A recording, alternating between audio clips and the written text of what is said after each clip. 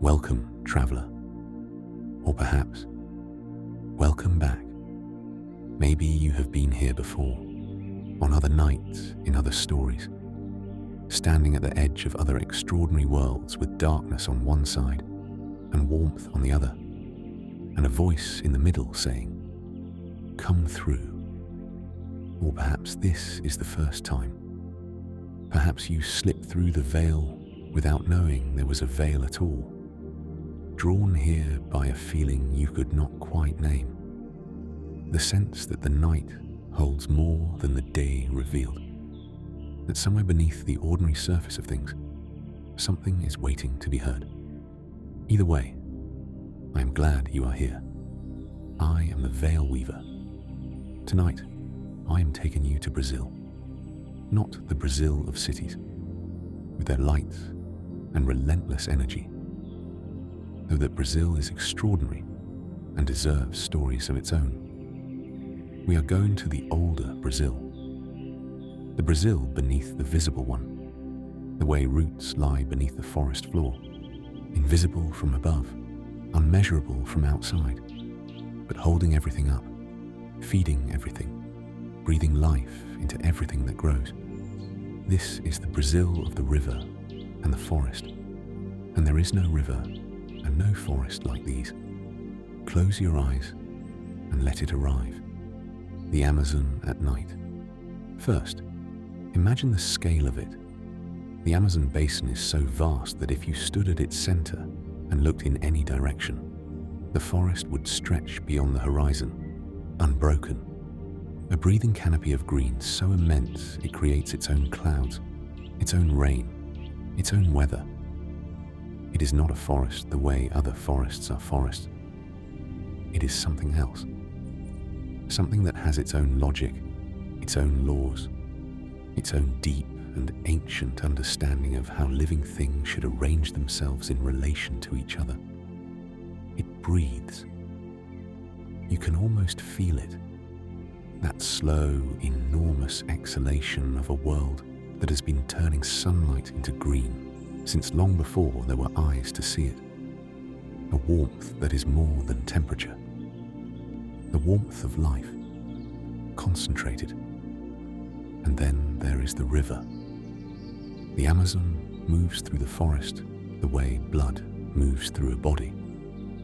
Not as something separate from the thing it travels through, but as part of it, essential to it, inseparable from it, brown and vast and unhurried in the way that only very powerful things can afford to be. It has been making its long journey to the sea for millions of years, and it will continue long after every map of it has turned to dust. Brazil has always known the world is alive in ways the eye alone cannot measure. For tens of thousands of years, the many peoples of the Amazon have lived with this river and forest, building a knowledge of this place so deep and intimate that no outside science has fully matched it. They understand something simple. The forest is not scenery. It is a community, a vast, breathing, endlessly complex community of living things, each one in relationship with all the others, each one with its own place and its own purpose and its own form of intelligence, and running through all of it, threading between the roots and the river and the canopy and the deep black water of the flooded forest floor. A whole world of beings that belong to none of the ordinary categories. Not quite animal, not quite spirit, not quite human. Tonight, I will introduce you to 10 of them. We will begin at the river, because in Brazil, as in Ireland, as in Japan, as in every place where the oldest stories are told, everything begins at the water. We will meet the mermaid who sings the river to sleep, the pink dolphin who walks among humans when the moon is full, and the ancient mother who sits where the waters meet, tending them with endless patience.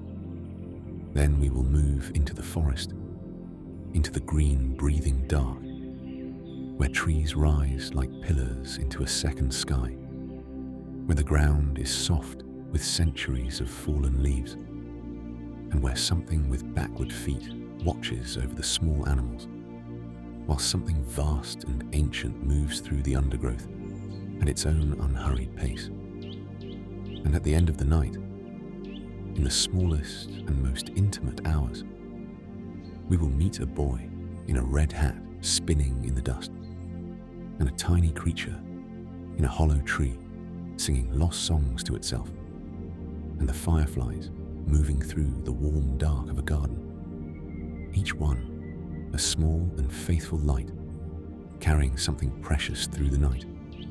But first, breathe with me. Feel the warmth of the night settle into your shoulders, your hands, the space behind your eyes, where the day is still holding on. Let it go. The forest is breathing around you. The river moves slowly toward the sea, carrying the stars on its surface all the way to the sea. And somewhere in the warm dark, just at the edge of hearing, something is singing, low and sweet and unhurried, singing the river to sleep. Are you ready? Then let us go to the water. Always the water first. In every land and every tradition and every collection of old stories that has ever been gathered by firelight or candlelight, or the particular blue light of a screen in a dark room at the end of a long day, the oldest stories always begin at the water's edge, because water is where life began, and the oldest part of us remembers this. And when we are very still and very quiet, and the night has done its work of loosening the day's grip on us, that oldest part stirs and turns, like a plant turning toward light, toward the sound of moving water. So, close your eyes and find the river. Not a river you know from maps, or from the practical business of crossing it on a bridge on your way to somewhere else. The river I want you to find is the one that exists before the maps, before the bridges and the borders and the names that people have given to the bends and the shallows and the deep, still pools where the water barely seems to move at all. The river as it was before any of that. The river as it still is, in the places deep enough in the forest that the names have not quite reached yet. The Amazon. Say it slowly, if you like. Let the word open in your mouth the way the river opens in the landscape, enormously, almost beyond comprehension. The Amazon is not a river the way other rivers are rivers. It is more like a decision the continent made very early in its existence about where the water should go and how much of it there should be, and what kind of world should grow up around it. A decision so large and so final and so completely committed to that, the river has been carrying it out ever since, unhurried, undeviating, moving its vast brown volume of water from the mountains in the west to the sea in the east, with the quiet authority of something that has never once doubted its own purpose. At night, the Amazon is something else entirely. In the day, it is busy with life, with the fishermen in their small boats, and the pink dolphins arcing through the surface, and the herons standing motionless in the shallows, and the whole extraordinary, profligate, endlessly inventive abundance of everything that makes this river its home. But at night, the fishermen go home. The herons fold themselves into stillness somewhere in the reeds. The surface of the water calms, and the stars appear in it, not as reflections exactly, but as presences, as though the sky has a twin that lives in the river and comes out only after dark, only when the world has gone quiet enough to deserve it. And in that stillness, If you are on the water, if you are lying in the bottom of a small boat with the warm night air above you and the slow rocking of the current beneath you and the forest on both banks, a dark and breathing wall of green and shadow, you hear her before you see her, always before you see her.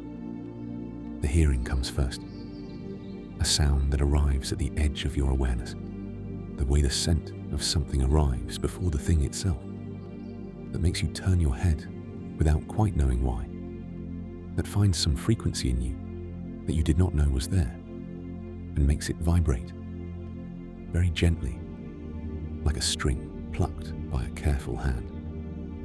A voice, the most beautiful voice you have ever heard.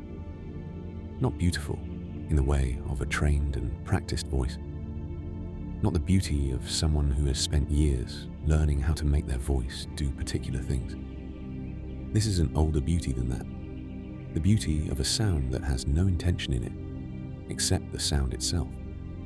No performance, no audience, no desire to be heard. A voice singing because singing is what it does. The way the river flows because flowing is what it does. The way the night breathes because breathing is what the night does. When everything has finally gone still enough to let it. This is Iara. She is very old, older than the stories told about her, which are themselves older than most things that carry the word old comfortably. She appears in the mythology of the indigenous peoples of the Amazon with the consistency of something being remembered rather than invented, appearing across different cultures, different languages, different communities separated by hundreds of miles of forest and river, all of them finding her in the same place, in the water, singing. In the old descriptions, she is beautiful in the way of the river itself. Not a single, fixed beauty, but a shifting one. A beauty that changes with the light and the depth and the angle from which you are looking. Her skin is the color of the river, the warm, deep brown of the Amazon.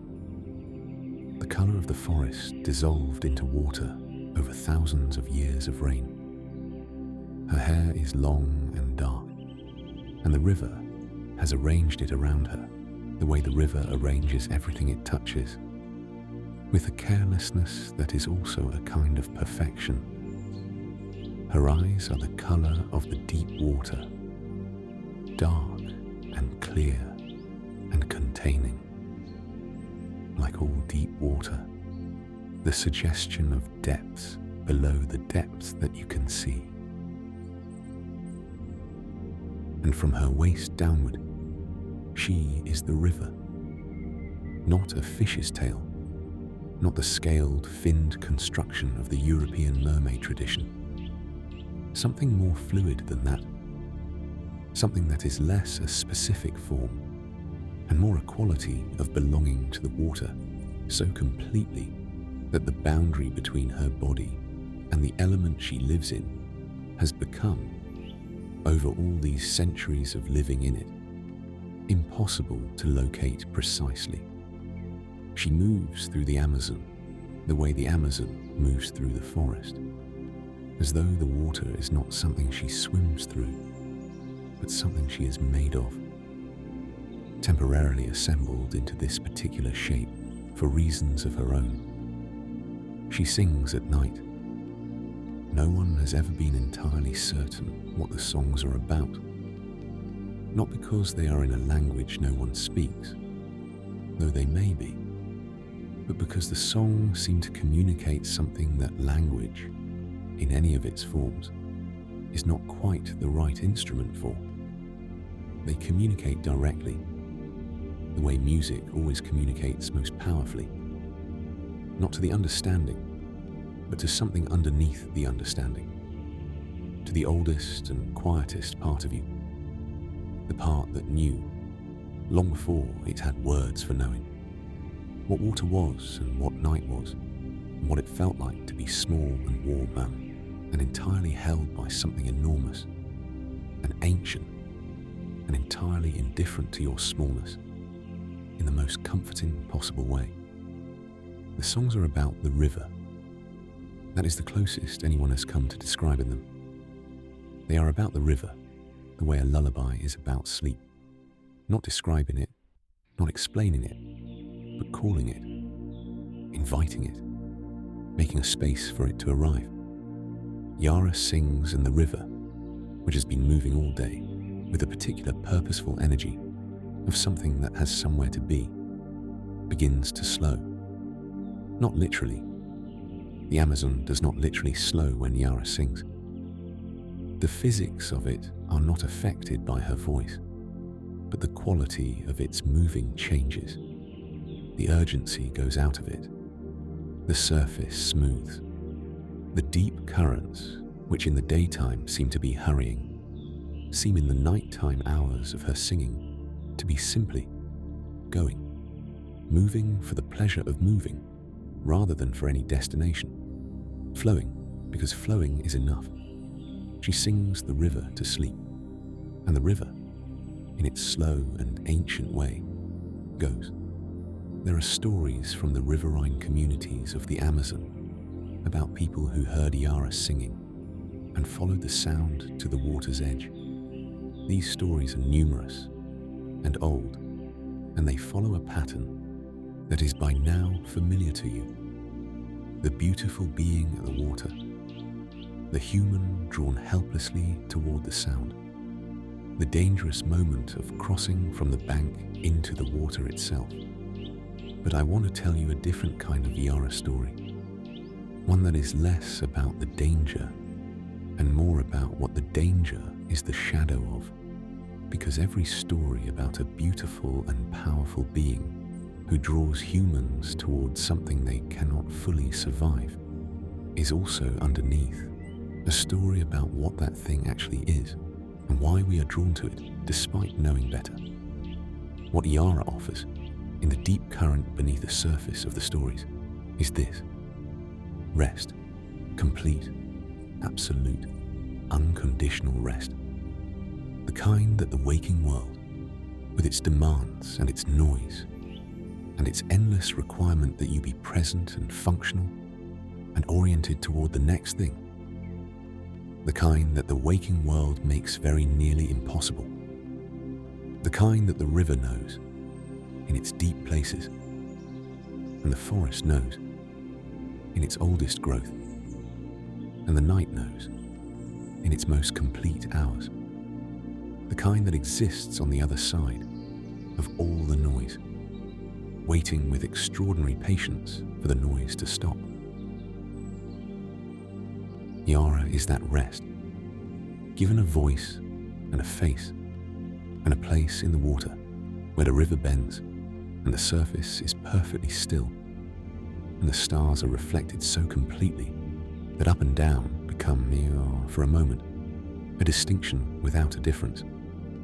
She is not trying to take anything from you. She is offering you something, the same thing she offers the river every night, faithfully, without expectation of return. She sings, and the thing that was moving slows. She sings, and the thing that was busy stills. She sings, and the thing that was carrying the weight of all its forward motion sets that weight down, just for the night, just for these dark and starlit hours, and simply rests. Let her sing to you now. You do not need to go to the water's edge to hear it. You do not need to do anything at all, except what you are already doing.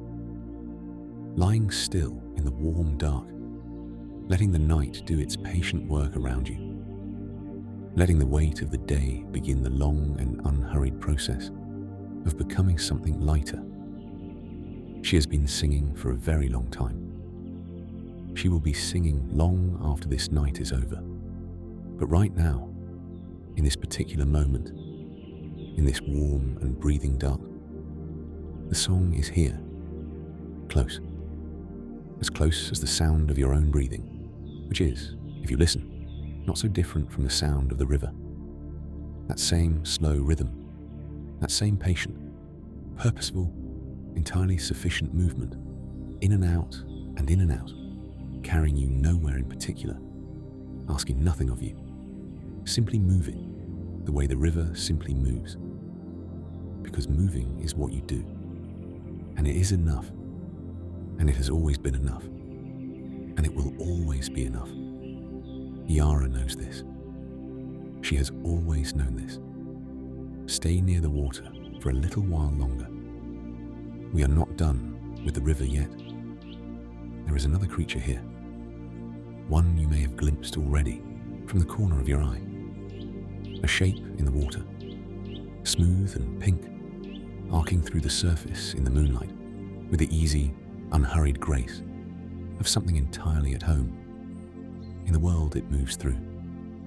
It will surface soon, and when it does, it will be wearing a different kind of face entirely.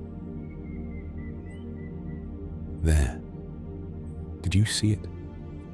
Just there, where the moonlight lies flattest on the water, where the surface is smoothest and the reflection of the stars is most complete. A shape rising, not dramatically, not with a splash or a surge or any of the theatrical energy of something announcing itself. Just a slow, smooth arc of pink breaking the surface, catching the moonlight for a single held moment, and then slipping back beneath without a sound. A dolphin.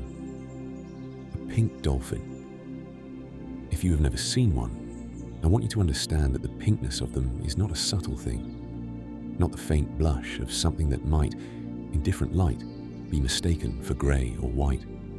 The Boto Cor-de-Rosa is genuinely, warmly, improbably pink. The pink of the inside of a shell. The pink of the last light before sunset on a clear evening. The pink that seems on the water at night to generate its own soft luminescence, as though the dolphin carries a little of the day's warmth inside it and releases it slowly through the long, dark hours. They are real animals. This is worth saying, because the Boto Cor-de-Rosa exists in the Amazon River as a genuine, documented, extraordinary creature of the natural world. The Amazon River dolphin, one of the few freshwater dolphin species on Earth, navigating the flooded forest and the dark river channels with a grace that has always seemed, to the people who share the water with them, like more than ordinary animal grace. Something too knowing about the way they move, something too deliberate about the way they surface and look at you. That long, slightly curved beak turned in your direction, that small eye regarding you with an attention that feels unmistakably reciprocal, as though they are as curious about you as you are about them, as though they know something. And in the mythology of the Amazon, in the stories that have been told about them by the riverine peoples for as long as the rivers have had people living beside them, they do. They know everything. The Boto, in the old stories, is not simply a dolphin. It is a dolphin that is also a person, or a person that is also a dolphin, depending on which end of the transformation you happen to be witnessing. By day, it moves through the river in its animal form, pink and sleek, and navigating the flooded channels of the Amazon with its extraordinary ecolocation, its body perfectly adapted to this particular water, this particular world. But when the sun goes down, and the river darkens, and the villages along the bank begin to light their lamps, and the sound of music drifts out across the water from the Saturday night festivities, the Boto comes ashore. It pulls itself out of the water at a quiet bend of the river, somewhere upstream from the village where no one is watching, and it sheds the dolphin the way the Selkies of Ireland shed their sealskins, carefully, completely, setting aside one form in order to inhabit another. And what stands up from the riverbank and walks toward the lamplight, and the music is not a dolphin anymore. It is a man, always a man, in the most common telling, though there are female Botos in the stories too, and they are, if anything, more extraordinary. A young man, handsome in the particular way of someone who has not spent enough time on land to develop any of the wear and worry that land tends to put on faces. His clothes are always white, impeccably, impossibly white, given that he has just walked out of the Amazon. And he always wears a hat, a wide-brimmed hat pulled down at a comfortable angle, not to be stylish, to hide the blowhole, because the Boto, however convincingly human it becomes on land, retains the blowhole. That small opening at the top of the head through which the dolphin breathes, it remains throughout the evening a small and slightly inconvenient reminder of what it actually is. And so, the hat stays on. Always. In every version of the story, in every community along the river where the Boto story is told, the hat stays on. And everyone at the party knows not to ask the handsome stranger to remove it, because everyone knows. In the way that these things are known in communities that have been living alongside a myth for generations, that the handsome stranger is the Boto, and they let him in anyway. Because the Boto, when it comes to the village, brings something with it that the village is glad of. It dances beautifully. It tells stories. It has a quality of attention, that same reciprocal, deeply present attention that you feel from the dolphin on the water when it turns its long beak in your direction, that makes whoever it is talking to feel, for the duration of the conversation, like the most interesting person on the river. It is warm, and it is charming, and it is genuinely, helplessly interested in the lives of the people it is spending the evening with.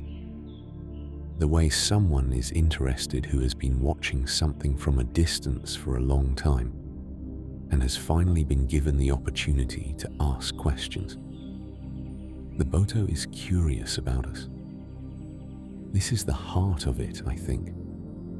Underneath all the specific details of the white suit and the hat and the blowhole and the dancing, the Boto comes to the village because it wants to understand what it is like to be human, to be on the land, to stand beside a fire and feel the warmth of it on your face, rather than the warmth of water against your skin. To hear music made by hands rather than felt as vibration through the water. To talk in the human way with words and pauses and the particular pleasure of a conversation that goes somewhere unexpected. It has everything the river can give it. It has the deep channels and a flooded forest and the extraordinary sensory world of a creature that navigates by sound, that hears the shape of things, that knows the river in a way that no human ever has or ever will. It has the night water and the pink dawn and the long, slow, magnificent days of being entirely at home in the most extraordinary river on earth. And still it comes ashore. Still it puts on the white suit and pulls down the hat and walks toward the lamplight, because the lamplight is not something the river can provide. The music played by human hands on human instruments is not something the river can provide.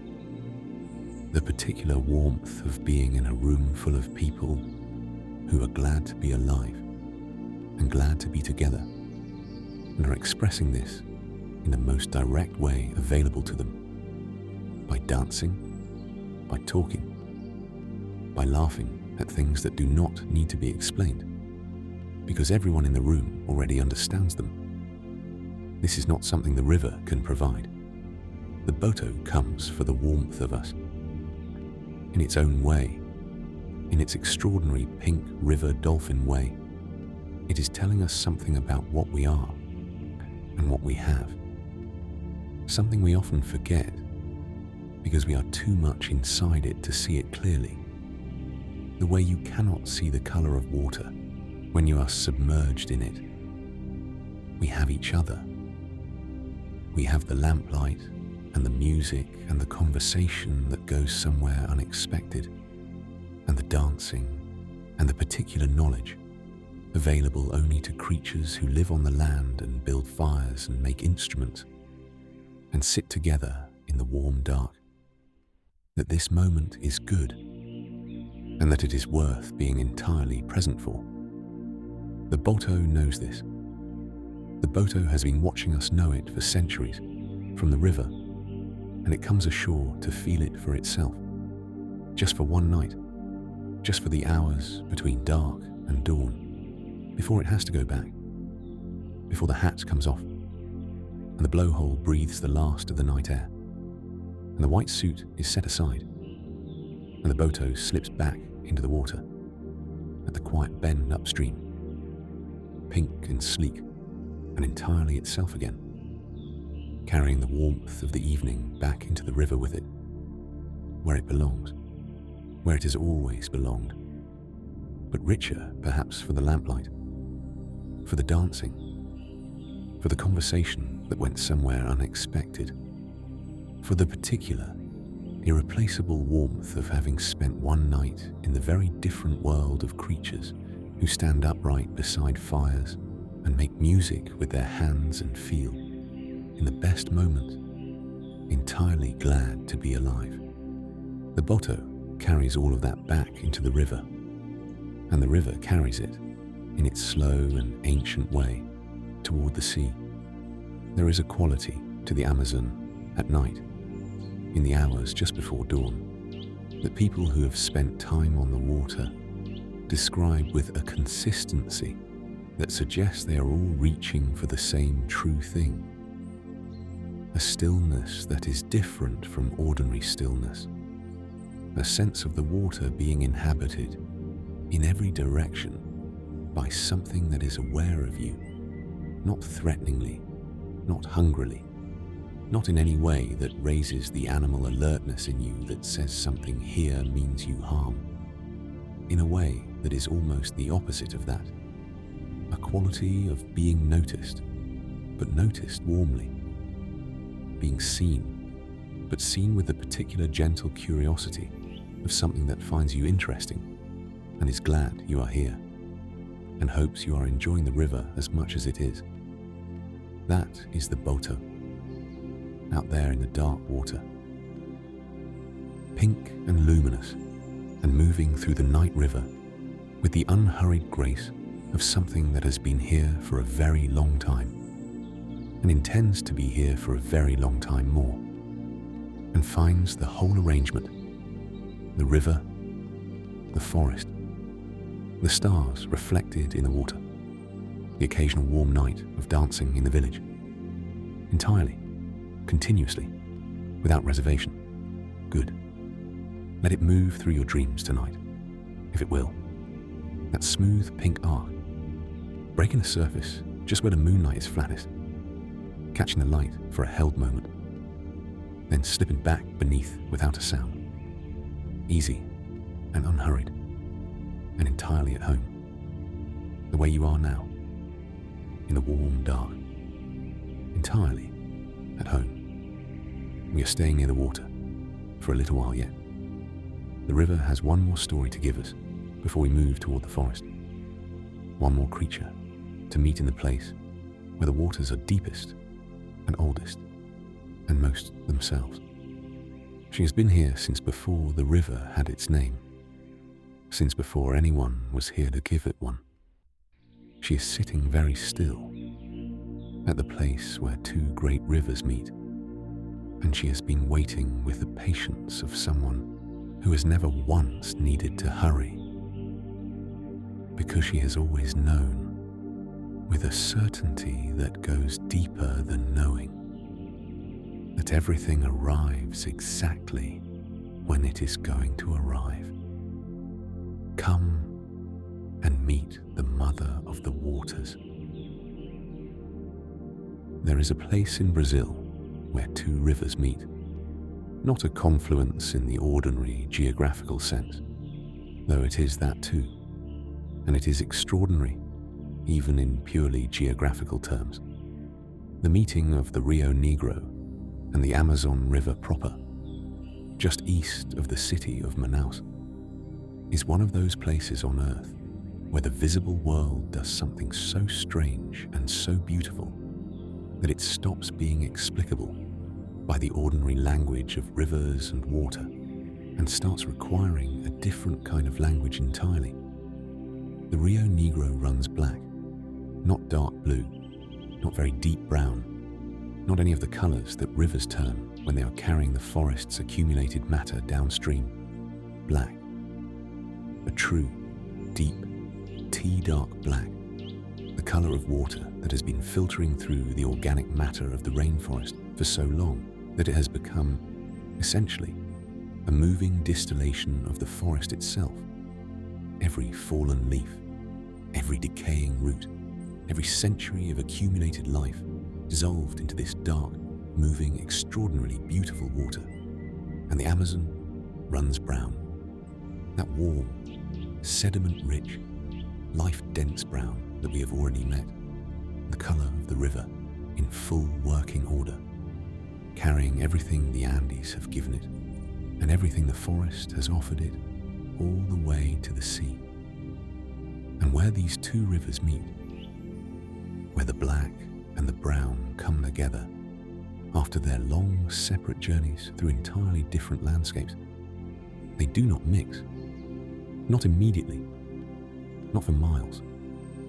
They run side by side, black and brown, separated by a boundary so clean and so precise that you can put one hand in the black water and one hand in the brown water and feel unmistakably that they are different temperatures, different textures, different densities, two rivers, two entirely different worlds, flowing alongside each other in the closest possible proximity and maintaining, with extraordinary dignity, their own distinct natures.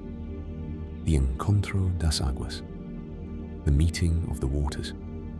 It is one of the most astonishing things on this earth, and it is, in the mythology of the Amazon, the place where she sits. Mãe d'Água, the mother of the waters.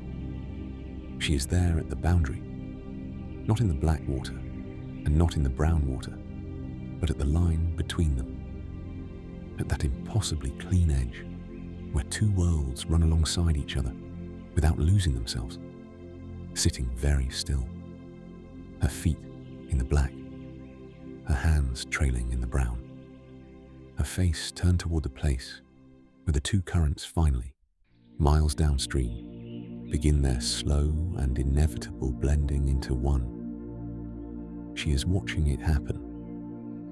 She has always been watching it happen. She has been at this confluence since before the confluence had its current geography, since before the rivers found their present courses, since before the forest grew up around them, since before any of the categories that currently seem fixed and permanent about this landscape were anything other than possibilities, slowly being worked out by water and time and the patient, inexorable logic of a world deciding what it wants to be. She is that old, and she looks it in the old accounts, not old in the way of something worn out or diminished, not the oldness of something that has been used too hard and is showing the damage, old in the way of the great trees which carry their centuries in their circumference, in the depth of their roots, in the quality of the shade they cast, in a particular authority of something that has earned its place by simply being in it for long enough that the place has shaped itself around it, old the way the river is old, which is to say, magnificently. She is not always seen. This is important to understand about Mindagua. She is not a creature who makes herself available to anyone who happens to be on the water at the right time of night. She appears when she appears, to whom she appears, for reasons that belong entirely to herself, and that she has never felt any obligation to explain.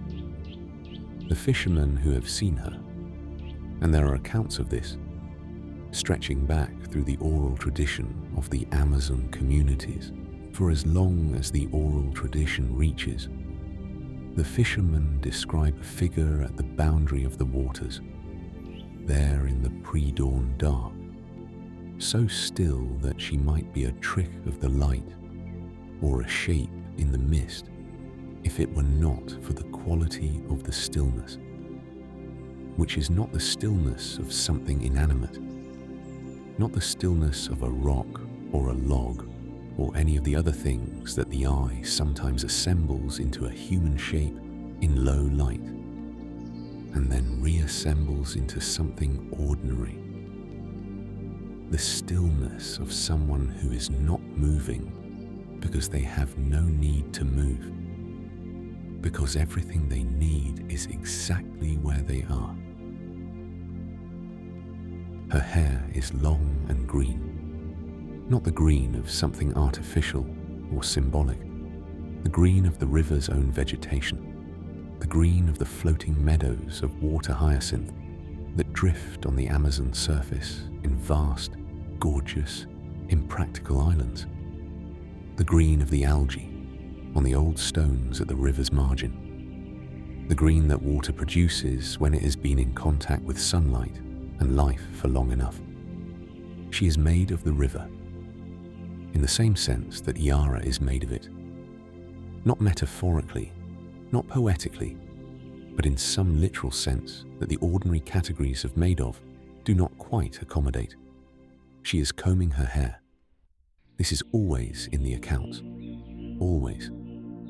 In every description of Mindagua, in every version of every story told about her from every community along the river, she is combing her long green hair, slowly, with a comb that is made of something, bone in some accounts, or shell, or a material that no one has been able to identify because no one has been close enough to see it clearly. But combing, always combing, with the slow and completely absorbed attention of someone doing something they have been doing for a very long time and have not yet finished.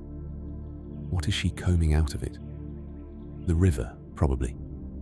The river is always in her hair, tangled there, the way things tangle in long hair that has been in water. The weed and the sediment and the small bright fish and the particular darkness of the Rio Negro and the warm brown of the Amazon proper and the memory of every flood and every drought and every season of every year, of every century of the river's existence. She combs it through, slowly, and what falls from the comb returns to the water, and the water receives it and carries it onward. And this is how the river is tended. This is how it has always been tended. By her hands. By that slow, patient, completely unhurried combing, night after night, at the boundary of the waters, since before the boundary had a name. Mindagua is not a frightening figure in the tradition, or rather, she is frightening in the way that all very powerful things are frightening, not because they intend harm, but because they are so much larger than you that your smallness becomes in their presence impossible to ignore. She does not pursue. She does not lure. She is not the dangerous siren or the vengeful river goddess of certain other traditions, reaching up from the water to pull the careless down. She simply tends. She does the long, slow, necessary work of keeping the waters in order, of maintaining the balance of the river system, that feeds and sustains and moves through the greatest forest on earth. And she has been doing it for so long and with such complete commitment that the work and the worker have become like the Glashtin and its lake, like the Bean Teeth and her house, impossible to separate. The river is healthy because she tends it. The waters meet and run alongside each other without losing themselves because she is there, at the boundary, keeping the line. Not forcibly, not holding the two rivers apart by any act of will or power, simply being present at the threshold, the way a very old and very certain presence makes a threshold of wherever it sits. The black water knows her. The brown water knows her. And in knowing her, they know where they are. They know their own natures. They know their own identities. They know that they can run alongside each other for miles without losing what they are, because something at the boundary between them is bearing witness. She sees them, and being seen, truly seen, by something that old and that certain, they remain themselves. There is something in this that I want to stay with for a moment, because it seems to me one of the most quietly extraordinary ideas in the whole mythology of the Amazon. The river stays itself because it is witnessed. The identity of the waters, their particular color, their particular temperature, their particular nature, is maintained not by isolation but by presence. By the presence of something at the boundary between them that is so thoroughly itself that everything around it is encouraged by proximity to be thoroughly itself as well. Mindagua does not homogenize the waters. She does not smooth the difference between them. She sits at the line where they meet, and she tends that line, and she keeps it clean and clear and honest, because she understands something that the river demonstrates, and that we sometimes forget, that two different things can run alongside each other in the closest possible proximity without losing their distinction, that the meeting does not require the merging, that the boundary between two natures can be a place of extraordinary beauty rather than a problem to be resolved. The black and the brown run side by side for miles, each completely itself because she is there. That is her gift. That is what the tending is. In the old tradition, offerings are made to Mindagua by the communities that live along the river. Small things left at the water's edge. Flowers, particularly, the great tropical blooms of the Amazon basin, floated out onto the surface where the current will carry them. A candle set in a boat of leaves and pushed gently into the stream. A few words spoken quietly to the water, in the knowledge that the water carries them, as it carries everything, onward to wherever they need to go. The offerings are not transactions. They are acknowledgements, a way of saying, we know you are here. We know the river is tended. We know that the health of the water and the health of the forest and the health of everything that depends on both of those things, which is to say, the health of everything is not an accident or a given, but a consequence of care, of long, patient, unglamorous, completely committed care. We are grateful. We see you. And perhaps this is enough. Perhaps being seen, truly seen, by the small, grateful creatures who live on the river's banks and leave their flowers on the current is its own reward for the long centuries of sitting at the boundary and combing and tending and keeping the line. Perhaps Mindagua feels when the flowers come drifting toward her in the pre-dawn dark. Something not entirely unlike what the Boto feels when it comes ashore to the lamplight. A warmth, a recognition, the knowledge that the work has been noticed. She is there tonight, at the meeting of the waters, in the darkest hour before the dawn, still and ancient and entirely absorbed in her combing, in the slow and patient and endlessly necessary work of tending the boundary of two worlds that run alongside each other without losing themselves. The black water is very dark on her left. The brown water is very warm on her right. And the comb moves through the long green hair with a sound like the river itself, quiet and continuous, and carrying in its rhythm the deep assurance of something that has been doing this since before the word beginning meant anything, and intends to continue doing it long after the word ending has come and gone, and the river has found whatever shape it is going to find next. Let that rhythm carry you, slow and patient and completely unhurried. The boundary is held, the waters are tended. You can rest. We are leaving the river now. Not entirely. The river is never entirely behind you in the Amazon, because the Amazon is as much water as it is land. And the boundary between the two is, in the wet season, a boundary that exists only on maps. But we are moving away from the open water, away from the wide brown surface, and the meeting of the waters, and the green-haired figure at the boundary. We are going into the forest. Feel it close around us as we move inland. The canopy coming overhead, the light changing from the wide silver of the river at night to something more dappled, more filtered, more intimate. The sounds changing too.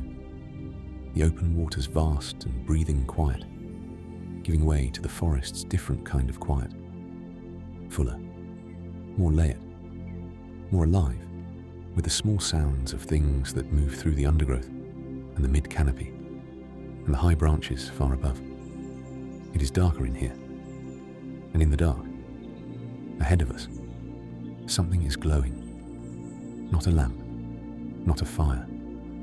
Something that moves, that winds between the trees with a slow and liquid grace, leaving behind it a trail of light that fades as slowly as an ember fades. Each curve and loop of it visible for a long moment before the dark reclaims it. Something ancient is in the forest tonight. Something that has been keeping watch over these trees since long before we arrive to give them names. Come carefully, and do not be afraid of the light. The light moves between the trees. Watch it for a moment before we go any closer. Watch the way it moves, because the way something moves through the forest at night tells you everything you need to know about what it is and what it intends. The caiman moves low and still and purposeful, barely disturbing the water's surface. The jaguar moves with a compression of power, a coiled deliberateness that is unmistakable even in silhouette. The birds of the night canopy move in sudden bursts, in the startled, reactive way of creatures always slightly surprised by their own flight. The Boitatá moves like neither of these things.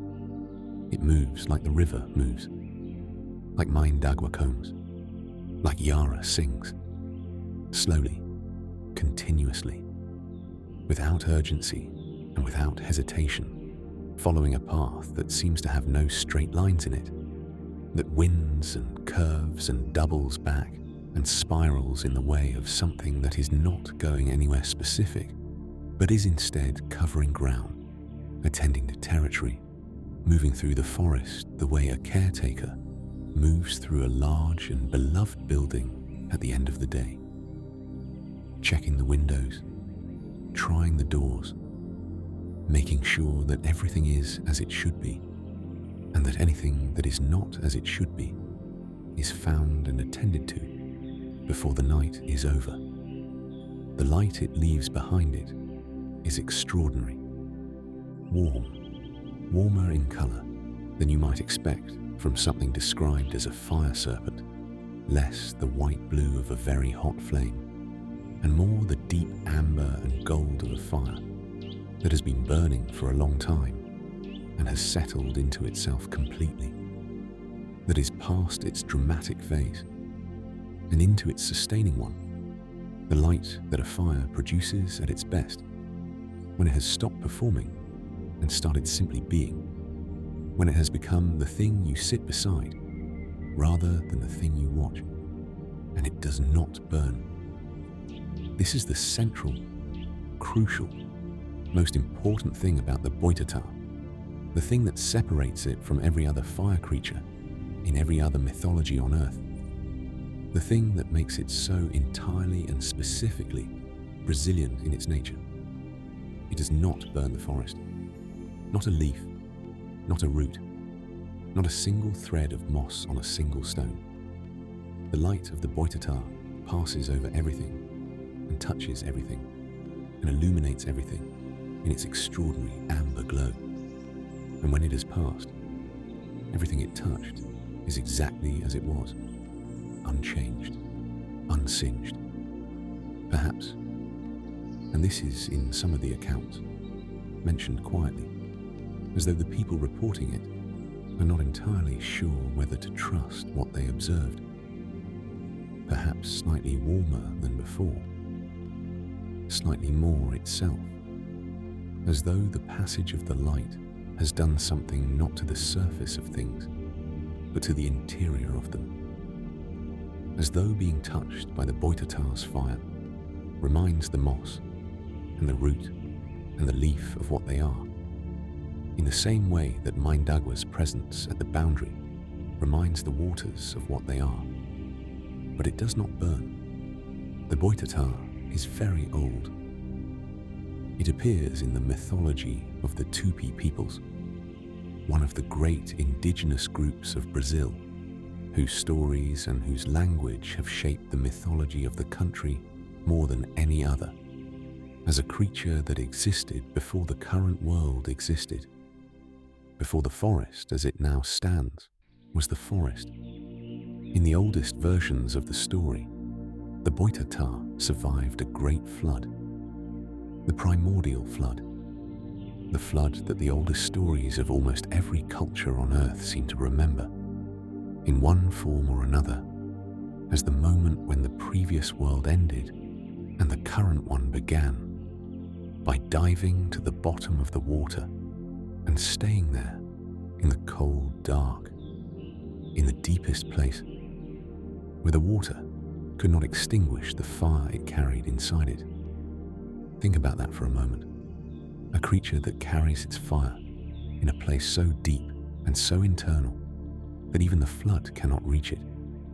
A fire that burns not on the surface, but at the core, not visible from outside, not available to be seen or touched or extinguished by anything external.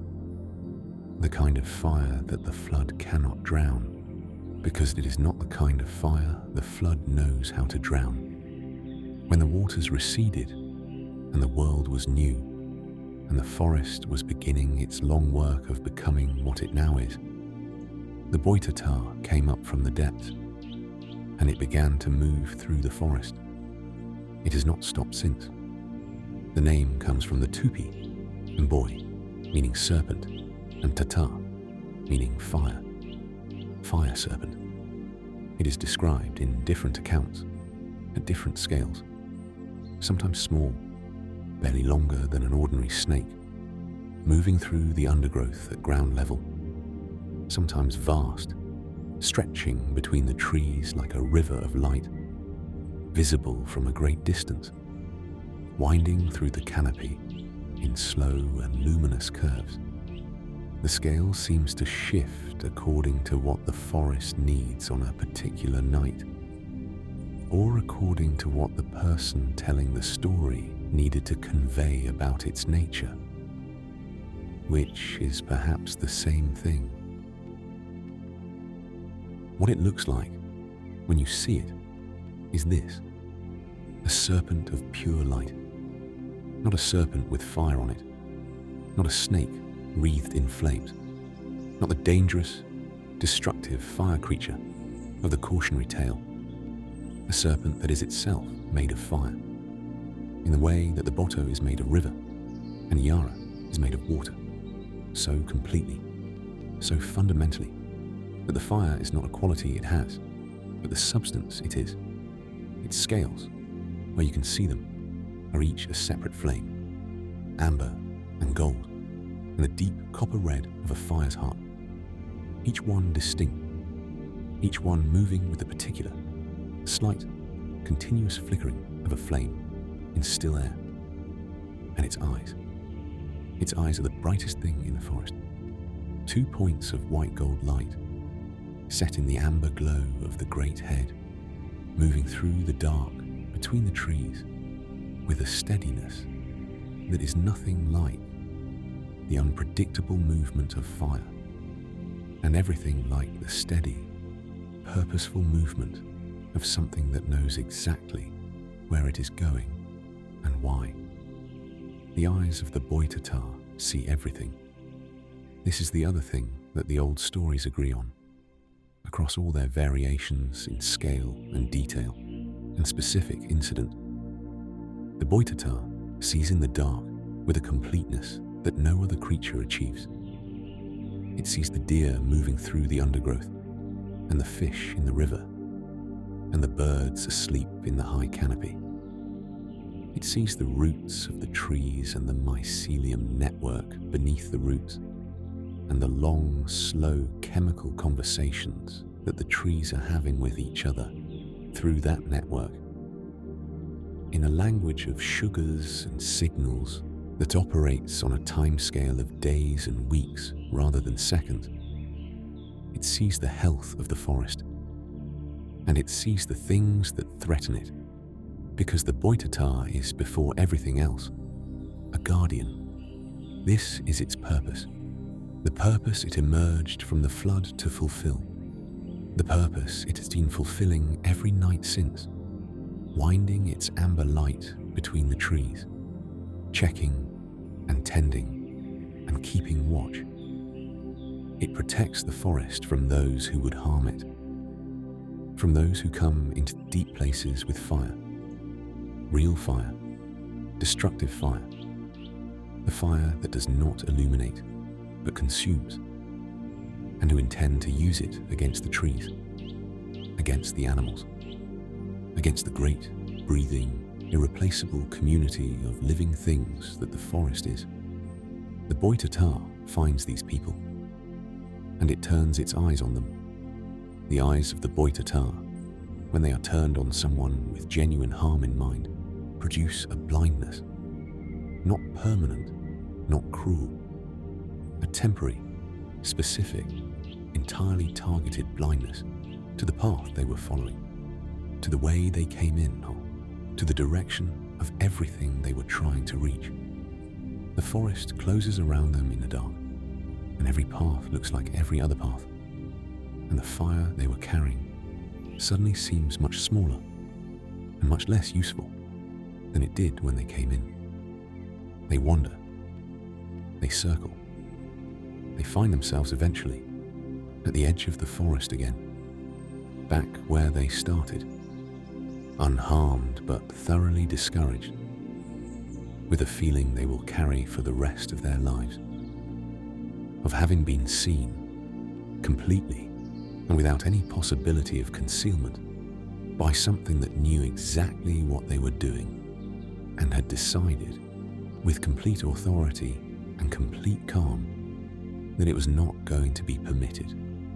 But to those who come into the forest with no harm in mind, with reverence, with curiosity, with a genuine desire to be in the presence of something extraordinary and to leave it as they found it, the Boitatá is something else entirely. It is a lantern. There are accounts from the people who know the forest well of the Boitatá moving alongside them in the dark. Not close, never uncomfortably close, never in the way of something pursuing or assessing, but parallel, moving through the undergrowth at a distance that keeps the person's path illuminated without crowding it, that provides just enough light to see by without providing so much light that the night's own beauty is obscured by it, lighting the way without leading it, accompanying without directing, a companion light, a fire that walks beside you through the dark and asks nothing except that you walk carefully.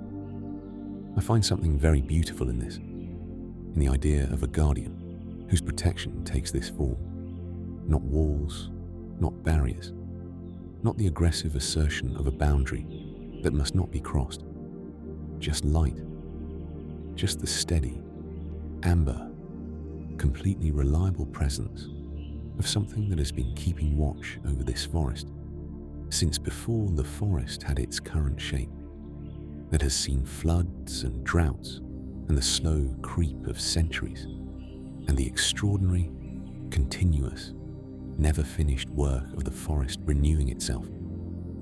And that has decided, long ago, in the depths of the flood, in the cold dark at the bottom of the water, where its fire somehow kept burning, that this place is worth protecting,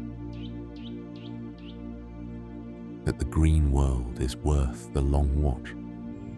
Every night, without exception, without holiday, without the diminishment that long service brings to most things, the Boitatá moves through the forest. It checks the great trees, the ones that have been standing for 500 years, and whose canopies are their own ecosystems, entire worlds of birds and bromeliads, and orchids and small mammals that have never descended to the forest floor, and never will. It checks the rivers where they run through the forest, the black water streams and the clear water creeks that feed the Amazon, and that carry in their chemistry the precise record of the forest's health. It checks the animals, the tapirs sleeping in the thick undergrowth, the giant anteaters moving their slow and purposeful route through the night, the sloths hanging in the high branches with that extraordinary, energy-conserving stillness that makes them look, from below, like a feature of the tree rather than a creature in it. It sees all of them, and it sees you. If you are lying still in the warm dark, if you have come to the forest with nothing but the wish to be in it, if your hands are open and your intentions are as uncomplicated as simply being present in a place that deserves presence, the Boitatá sees this too, and it will move if it passes near you tonight with that slight adjustment of its path that brings its amber light alongside yours for a little while, close enough to warm, close enough to illuminate the particular darkness behind your closed eyes with something that is not quite colour and not quite light, but is somehow both. The fire that the flood could not extinguish, burning steadily, keeping watch. You are safe in this forest. The Boitatá has been moving through it all night, and it will be moving through it until the first pale dissolution of the dark into dawn. And it has seen everything worth seeing, and kept the light burning at the places where the dark is deepest. And the forest is as it should be, as it has always been, as she intends it to remain. Stay in the forest with me.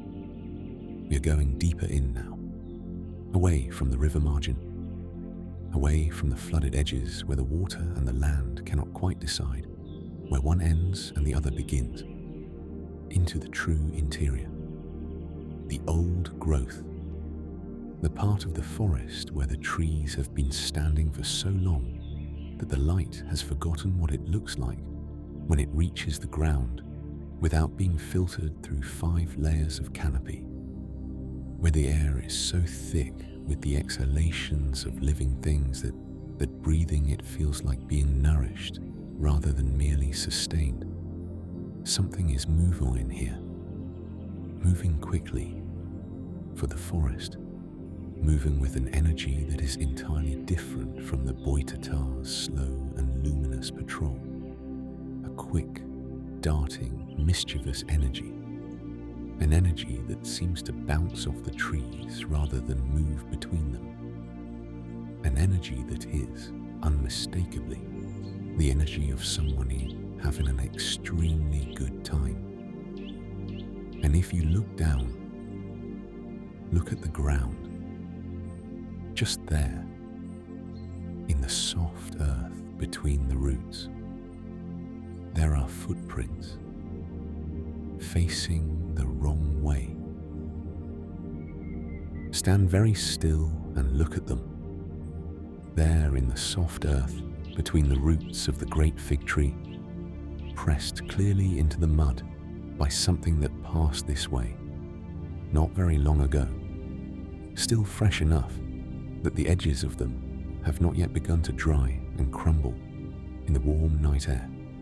Small prints, the size of a child's foot, roughly, though wider than most children's feet, and with a quality to them that is subtly but unmistakably wrong. The toes are pointing back the way you came, not sideways, not at an odd angle, directly, definitively, completely backwards, so that if you followed the direction the toes are pointing, you would be walking away from wherever the creature was going, retracing your own path back to the river, back to the open water, back to Mindagua at her boundary, and Iara singing on the current, and all the wide, silver, open world of the water that you have left behind. But the creature that made these prints was not going that way. It was going this way, deeper in, into the old growth, into the dark and the green and the layered, breathing, root-tangled interior of the forest. It was going exactly where we are going, and it left these prints precisely so that anyone following it would follow them in the wrong direction and end up somewhere entirely different, confused and turned around and standing at the edge of the forest, wondering how they got there, while the forest itself, and everything in it that needed protecting, remained safely undisturbed. This is the Curupira, and the backward feet are only the beginning. In the old descriptions, in the accounts gathered from the Tupi and the Guarani, and the many other peoples of Brazil who have been living in relationship with this forest and this mythology for thousands of years, the Curupira is a small figure, child-sized or close to it, lean and quick and possessed of a physical energy that seems, even in the stillness of a written description, barely containable. The energy of something that is always on the verge of moving, that is at rest only in the technical sense of not currently running, and that could be running again in the time it takes you to finish reading this sentence. Its hair is red, not the dark red of certain human hair colors, a true, vivid, burning red, the red of the Boitatá's fire, the red of the bromeliad flowers that blaze in the high canopy, the red that the forest produces in its most extravagant moments, when it has decided that green is not sufficient and something more emphatic is required. The hair is wild, long and tangled and full of leaves and small twigs, and the various accumulated debris of something that moves very fast through dense undergrowth and has no interest whatsoever in what this does to its appearance. Its skin is dark, and its eyes are bright, and its mouth, when it opens, which it does frequently, because the Curupira is not a silent creature. It is a whistling, calling, sound-making creature of the first order, is full of teeth that are, in some accounts, green, the green of the forest, the green of the inside of things, as though even here, even in the most interior parts of the creature, the forest has asserted itself, has made its mark, has said, "This one is mine." And it is, more completely than any other creature we will meet tonight. The Curupira belongs to the forest, not in the sense of living in it, which all the forest creatures do, in the sense of being made of it, accountable to it, defined by it in every particular. The Curupira does not protect the forest because it was given the job, or because it made the decision to do so, or because some ancient agreement or obligation binds it to the work. It protects the forest because the forest and the Curupira are not, at the deepest level, separate things. To harm the forest is to harm the Curupira, and the Curupira has very strong feelings about being harmed. But let us talk about the feet, because the feet are the thing, the detail that has made the Curupira one of the most recognizable creatures in all of Brazilian folklore, the feature that appears in every version of every story told about it from every corner of this vast country, the single most important fact about it from a practical standpoint. The feet face backwards, the heels are at the front, the toes are at the back, and this means that the footprints the Curupira leaves in the soft earth of the forest floor point, always and without exception, in the opposite direction to the one it is actually traveling. Follow the footprints forward, and you are going backward. Follow them backward, and you are, possibly, going forward, though the Curupira has been known to vary its routes sufficiently that even this is not guaranteed. The effect of this in the forest is devastating to anyone trying to track it, or to anyone the Curupira has decided to lead astray, because the Curupira uses its feet deliberately, tactically, with the focused intelligence of a creature that has spent a very long time thinking about how to protect a very large territory with a very small body. It will walk directly toward a hunter, leaving clear, obvious, freshly pressed footprints in the most visible earth it can find. And the hunter, seeing these clear prints heading in his direction, will turn and follow them away from the forest's interior, convinced he is following the creature deeper in, walking with increasing confidence toward the forest's edge and the open land beyond it, until suddenly the trees thin and the sky opens above him, and he finds himself standing in a field with no idea how he got there, and the uneasy feeling that something in the forest is, right now, extremely pleased with itself. The Curupira is an expert in confusion. It knows the forest so completely, every root, every hollow, every stream crossing, and every ridge and every place where the ground is soft enough to take a print, and every place where it is too hard, that it can construct from these materials a labyrinth. Not a physical labyrinth, not walls and corridors, but a labyrinth of misdirection, of false trails and doubled back paths, and the particular forest disorientation that comes when every tree starts to look like every other tree, and the light comes from every direction at once, and the sounds of the wildlife, which had been navigational landmarks, become sources of confusion rather than clarity. The Curupira creates this labyrinth around anyone who enters the forest with the wrong intentions. Hunters who take more than they need. People who come to harm the animals, to take the young ones, to destroy the nests, to chase the creatures of the forest for sport, rather than for sustenance. People who come with axes meant for trees that are not theirs to cut. These are the people the Curupira finds. And these are the people it leads, with patient and rather gleeful expertise, into the most confusing parts of the most confusing forest on earth. It does not hurt them. This is the important thing. The Curupira is not a violent guardian. It is not the Boitatá's steady, illuminating authority, or Moidagawa's vast and ancient power. It is something more playful than either of those, more mischievous, more interested in the comedy of the situation than in the punishment of it. There is something in the accounts of the Curupira's dealings with trespassers that is almost affectionate, as though it finds the whole business of leading humans in circles enormously entertaining.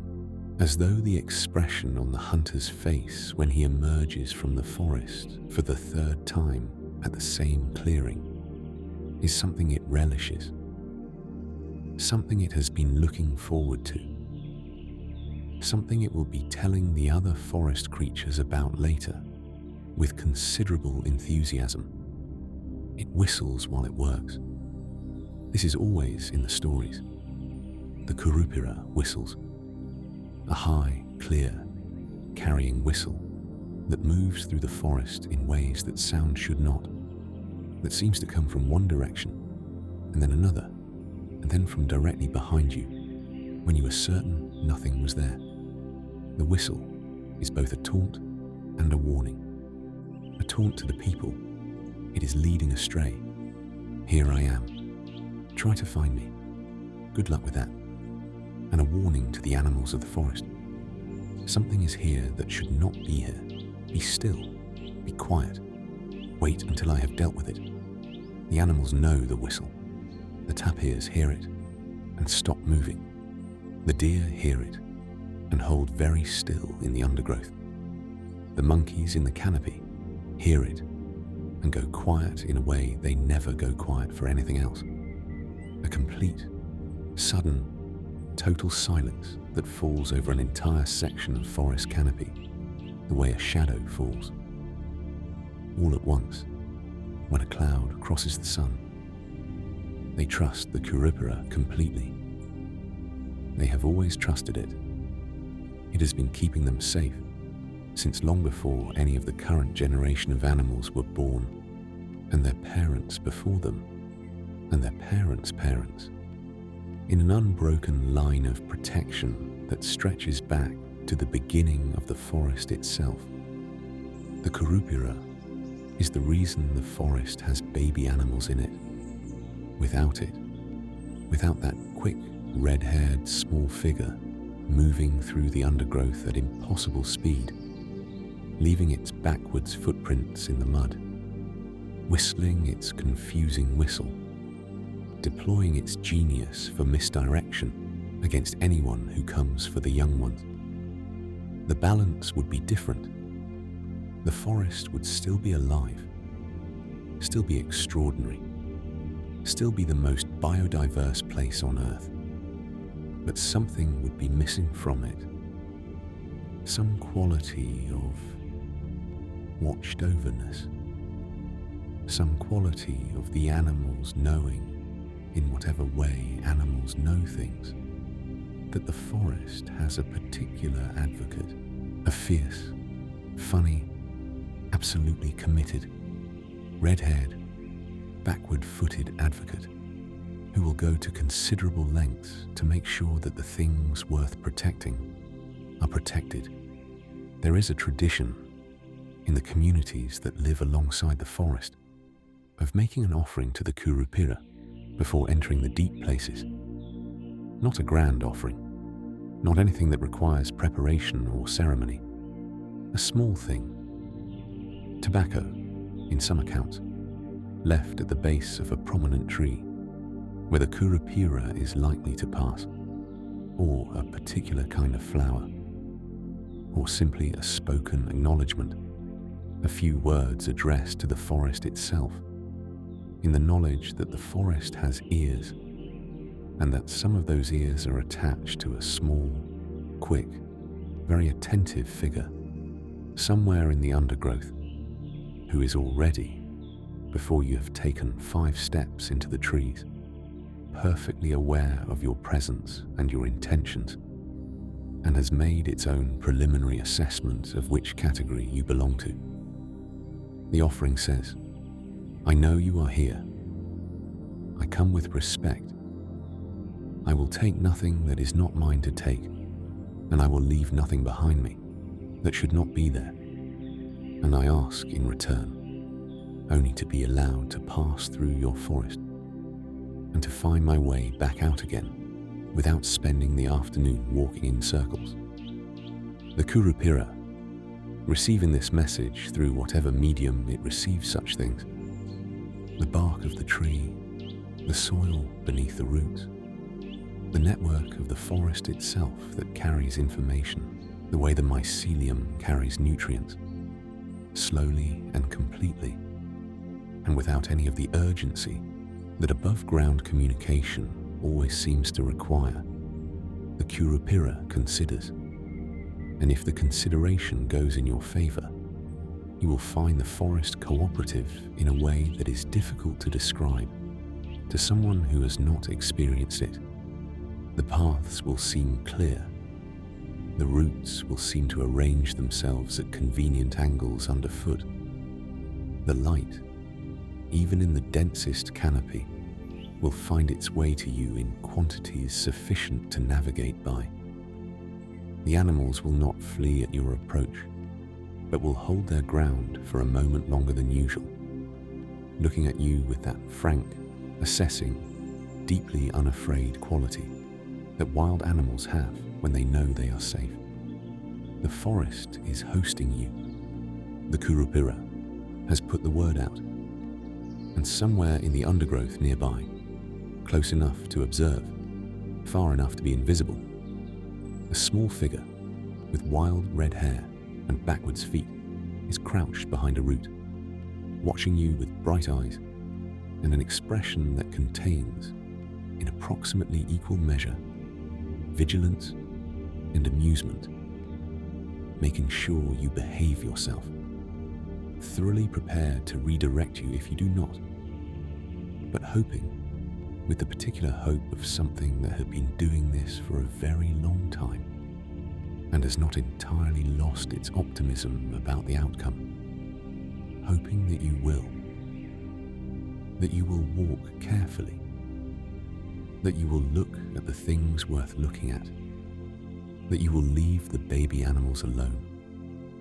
The forest is very dark around you now, very close, very alive with the sounds and the smells and the warm, breathing presence of a world that is conducting its own enormous business entirely independently of ours, that was here before us and will be here after us, that is extraordinary beyond any single attempt to capture the entirety of it in words.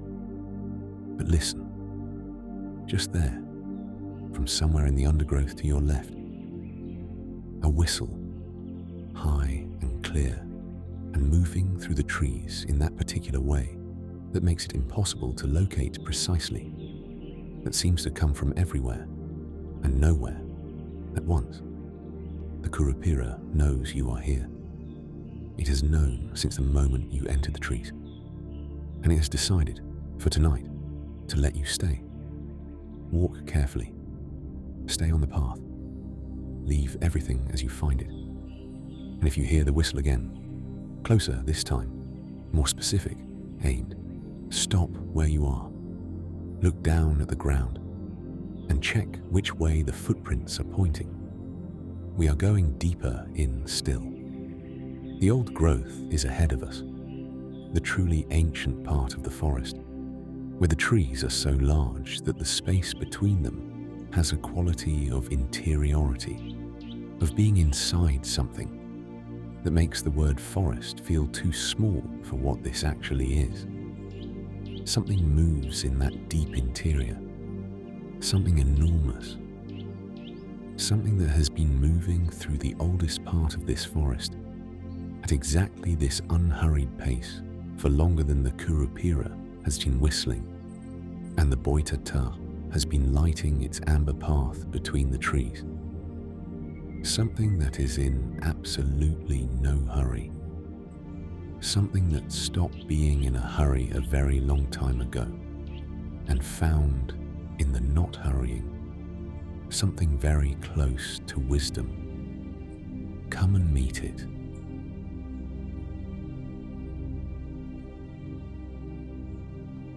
Something just passed us in the dark, not slowly, not with the Boitatá's measured, luminous patrol, or the Curupira's quick, deliberate, tactically minded movement through the undergrowth. Something faster than either of those. Something that went through the space between those two great trees, the Cecropia on the left and the Strangler Fig on the right, whose roots have been locked in their slow, centuries-long embrace since long before either of us was born, went through that space in a blur of motion and sounder and a warm displacement of air that reached you a full second after the thing itself had passed. The way the wake of a boat reaches the shore after the boat is already gone. And a sound. A high, exhilarating, completely uninhibited sound. Not quite a shout, and not quite a laugh, and not quite the kind of whistle the Curupira uses, which is purposeful and directional and aimed. This sound is none of those things. This sound is the sound of something that is moving very fast through the dark and finds the speed of it, the darkness of it, the whole wild, rushing business of it, completely and unreservedly wonderful. The sound of joy, essentially. Pure, uncomplicated, unself-conscious joy. And underneath it, or rather beneath it, literally beneath it, since the sound comes from some height above the ground, the sound of hooves. Small hooves, moving fast, with a particular rhythm of a gallop that has been fully committed to, that is not building toward anything, or slowing down from anything but, is simply at the gallop, in the gallop, entirely the gallop. The way the river is entirely the river, and the forest is entirely the forest, and the best moments of anything are entirely themselves without any of the before or after attached. The Caipora is riding tonight, and she is moving at full speed. In the old mythology of Brazil, in the Tupi tradition, and in the oral accounts that have been gathered from the indigenous communities of the forest across many centuries of careful listening, the Caipora is sometimes described as male, and sometimes as female, sometimes as a child, and sometimes as something older than childhood, but younger than age, occupying that fluid, ungovernable, intensely alive territory between the two that the best wild things always inhabit. Tonight, she is a girl, small and dark and quick, with hair that the speed of her passage has sent streaming behind her in a black flag, and eyes that catch the light the way an animal's eyes catch the light, with that particular reflective brightness that suggests the eye is designed for darkness, that the dark is not an obstacle to it, but its natural medium. She is riding a peccary. If you have not met a peccary, you should know that it is a pig-like animal of the South American forest, stocky and bristled and possessed of a considerable personality, with small sharp hooves and a tendency to move through the forest in groups with the confident, slightly aggressive energy of something that has decided it has as much right to be here as anything else, and is prepared to make this case physically, if necessary. A fully grown peccary comes up to about the knee of an adult human. It is not, by any conventional reckoning, a riding animal. The Caipora rides it like a thoroughbred.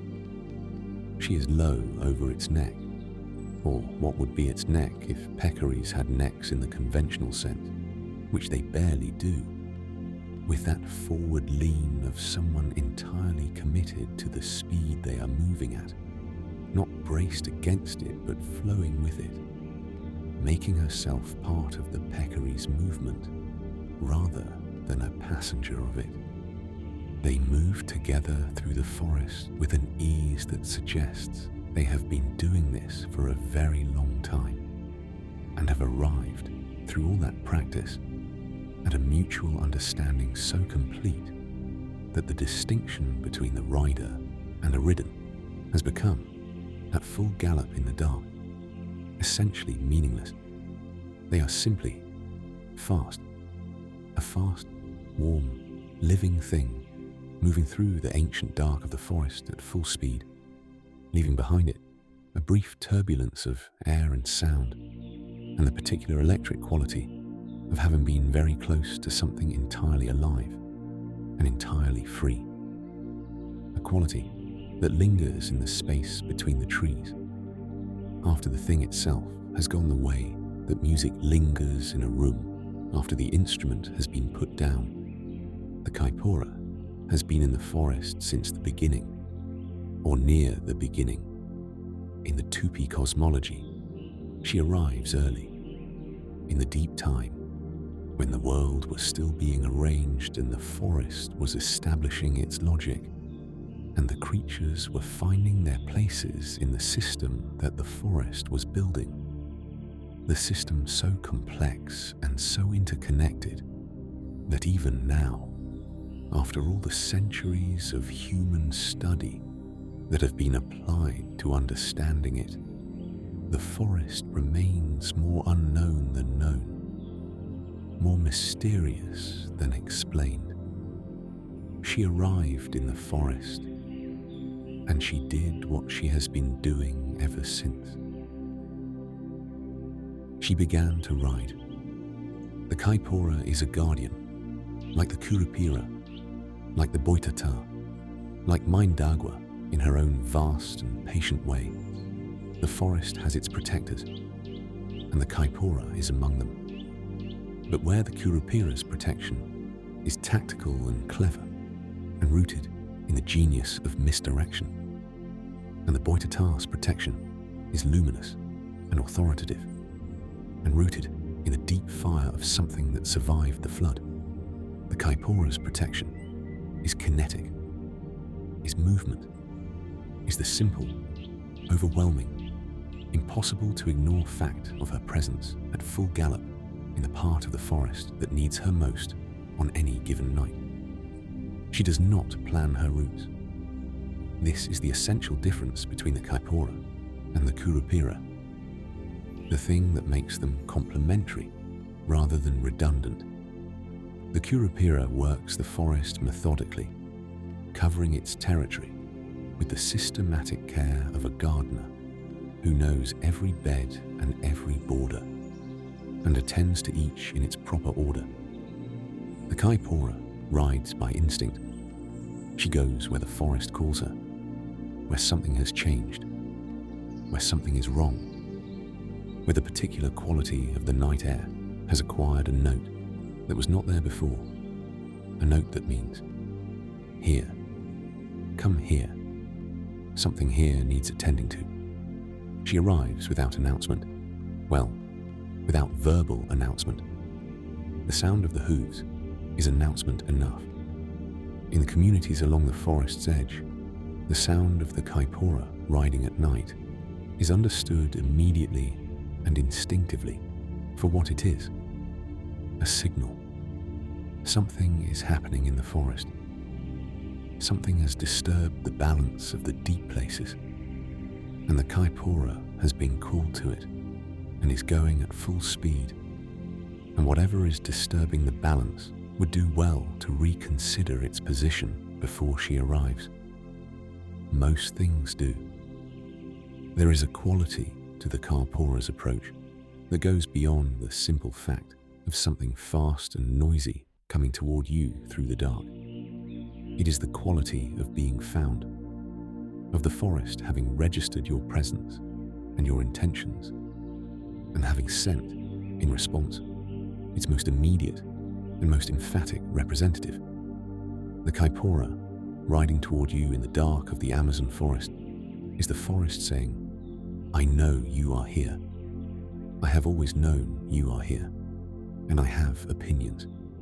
The opinions arrive at full gallop, but underneath the guardianship, underneath the speed and the sound and the force of the Caipora's protective fury, when it is genuinely roused, there is something else. Something that the stories capture in the moments between the riding, in the rare accounts of the Caipora at rest. She loves the forest, not the way the Boitatá loves it, with the deep, ancient, survivor's love of something that endured the flood and came back, and has been keeping faith with the forest ever since, through all its changes and all its seasons, with a commitment so old it has become indistinguishable from the creature's own nature. The Caipora's love is younger than that, more immediate, more present tense. She loves the forest the way a child loves the place they grew up in, with a specificity and a physicality and a sense of personal ownership that is not about possession, but about identity. This is mine because I am made of it. This is me because I am here, in it, at full speed, every night. She knows every tree, not in the way of a botanist or a cartographer, not with names and classifications and the systematic knowledge of someone who has studied the forest from outside it. She knows every tree the way you know the house you grew up in your body, in your feet, in the way your weight shifts without your thinking about it when you come to the particular step that has always creaked, in the way your hand finds the light switch in the dark, without your eyes being involved at all. The Caipora could ride through the Amazon forest at full gallop with her eyes closed. She has done it. She does it for pleasure.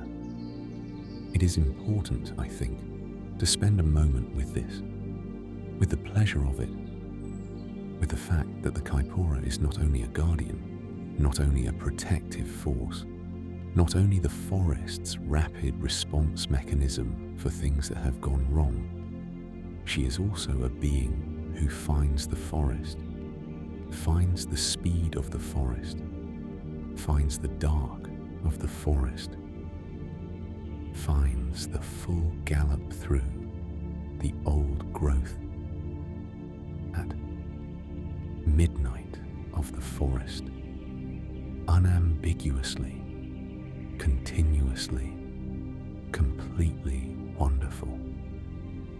She enjoys this. That is perhaps the most humanly recognizable thing about her. Among all the extraordinary creatures we have met tonight, Iara singing the river to sleep, Maidagua combing at the boundary of the waters, the Boitatá winding its amber light between the trees, the Caipora is the one who is most visibly, most audibly, most completely having a good time. The laugh that you heard as she passed, that high, exhilarating, uninhibited sound that was not quite a shout and not quite a laugh, was genuine, was the sound of someone doing the thing they love most in the world, at the speed they love most to do it, in the place they love most to be, in the dark that they love most to move through, was, if you want to be precise about it, the sound of joy. She does not need us to witness this. She is not performing it. She is not riding through the forest at full speed for anyone's benefit, except the forest's and the peccaries and her own. But we have witnessed it, briefly, as she went through that gap between the Cecropia and the Strangler Fig, and the witnessing of something joyful, even at a distance, even in the dark, even when the thing itself is already gone, and all that remains is the warm displacement of air and the fading sound of hooves, does something to the witness, something that is not nothing, something that is, perhaps, a small reminder that the world in its wildest places is not only dangerous and dark and unknowable, that it is also fast and warm and alive in a way that is not threatening but thrilling, not diminishing but expanding, not the kind of wild that makes you feel small, but the kind that makes you feel, very briefly and very exactly, what it would be like to be entirely free. The forest is quieter now. The hooves are receding, not stopping, just moving beyond the range of hearing, which is not the same as stopping at all. The Caipora does not stop. Not tonight. The forest needs her at full speed tonight, and she is at full speed, and the peccary is equal to the demand, and the trees are making way in that subtle, root-level, mycorrhizal way that the forest makes way for the things that belong to it.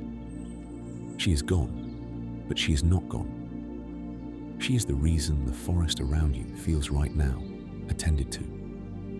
Awake, alert, inhabited not just by the ordinary life of insects and birds and animals doing their animal business in the dark, but by something with an opinion, something with a stake in the outcome, something that loves the place it moves through with a fierce, fast, galloping, absolutely uninhibited love that has been running at full speed since the beginning of the forest and has not yet, in all those years, shown any sign whatsoever of slowing down. The sound of hooves is very faint now, almost gone, almost. And then, silence. The particular silence that falls after something has been moving very fast through a space and has moved beyond it. The silence of a world that has just been reminded of its own stillness by contrast with something that was not still at all. A silence that is fuller than the silence before the riding, more present, more held. The forest breathes. You breathe. And somewhere, deep in the old growth, where the trees are at their most enormous, and the ground is at its softest, and the dark is at its most complete, somewhere in the deep interior that the Caipora has just swept through and pronounced safe and left in her exhilarating, thundering wake, something very large and very slow and almost entirely unbothered by anything that has just happened, continues its own long and unhurried passage through the night. It has heard the Caipora. It always hears the Caipora. And it feels, if something this ancient and this large can be said to feel something as specific as reassurance, it feels reassured.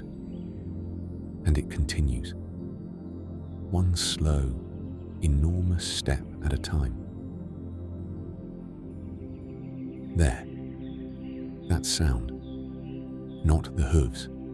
The hooves are long gone. The Caipora is deep in the forest somewhere to the north of us, still at full gallop, still doing her exhilarating, uninhibited, completely committed work. Not the Boitatá's light, not the Curupira's whistle, not any of the sounds we have become familiar with tonight in our long walk through the green and breathing dark of this forest. Something else, something slower than all of those things. A sound that arrives not quickly, but inevitably, the way a very large stone arrives at the bottom of a hill, not with speed, but with a mass and a certainty that speed has nothing to do with. A deep, slow, rhythmic sound. The sound of something very heavy, placing one foot in front of the other, with the absolute, unhurried patience of something that has been doing exactly this for an extremely long time, and has arrived, through all that time, at a relationship with forward motion that is entirely its own and entirely sufficient. Step. A long pause. The forest settling around the step, the ground absorbing it, the roots adjusting their pressure in the soil in the way that roots adjust when something of considerable weight has just reminded the earth that it is there. Then another step. The Mapinguari. It is very large. I want to be precise about this, because the largeness of the Mapinguari is not incidental to what it is. It is not a detail, not a feature, not merely the most striking thing about an otherwise ordinary creature. The largeness is the point. The largeness is the message. Everything about the Mapinguari, its pace, its presence, the way the forest responds to it, the particular quality of the silence that precedes and follows it, is a function of its size, and the size is a function of its age. And the age is something that the ordinary words for age do not quite accommodate. The Mapinguari is ancient. Not ancient in the way of the trees, which are ancient in a rooted, stationary, witnessing way, growing their centuries into their circumference and their height and the depth of their shade. Ancient in the way of something that has been moving through the world for all of those centuries, that has walked this forest since before it was this forest, since before the particular assemblage of species that currently constitutes the Amazon was assembled here, since before the river found its present course. Ancient in the sense of having been here through several different versions of this landscape, and having continued through all of them at exactly this pace, with exactly this patience, toward no particular destination, just through, just moving through, the way time moves through, continuously, inevitably, without urgency and without pause, in the direction that is simply the direction. There is a scientific story underneath the mythology of the Mapinguari, and it is worth knowing because it makes the creature more extraordinary rather than less. The giant ground sloth, Megatherium, or one of its relatives, was a real animal, a genuinely, documentedly, paleontologically real animal that lived in South America for millions of years before going extinct approximately 10,000 years ago, at the end of the last ice age. It was enormous, 6 meters tall on its hind legs, 4 tons, the largest land mammal to walk the Americas in the age of humans, and the humans of that time knew it, lived alongside it, hunted it, feared it, perhaps worshipped it, and then watched it go.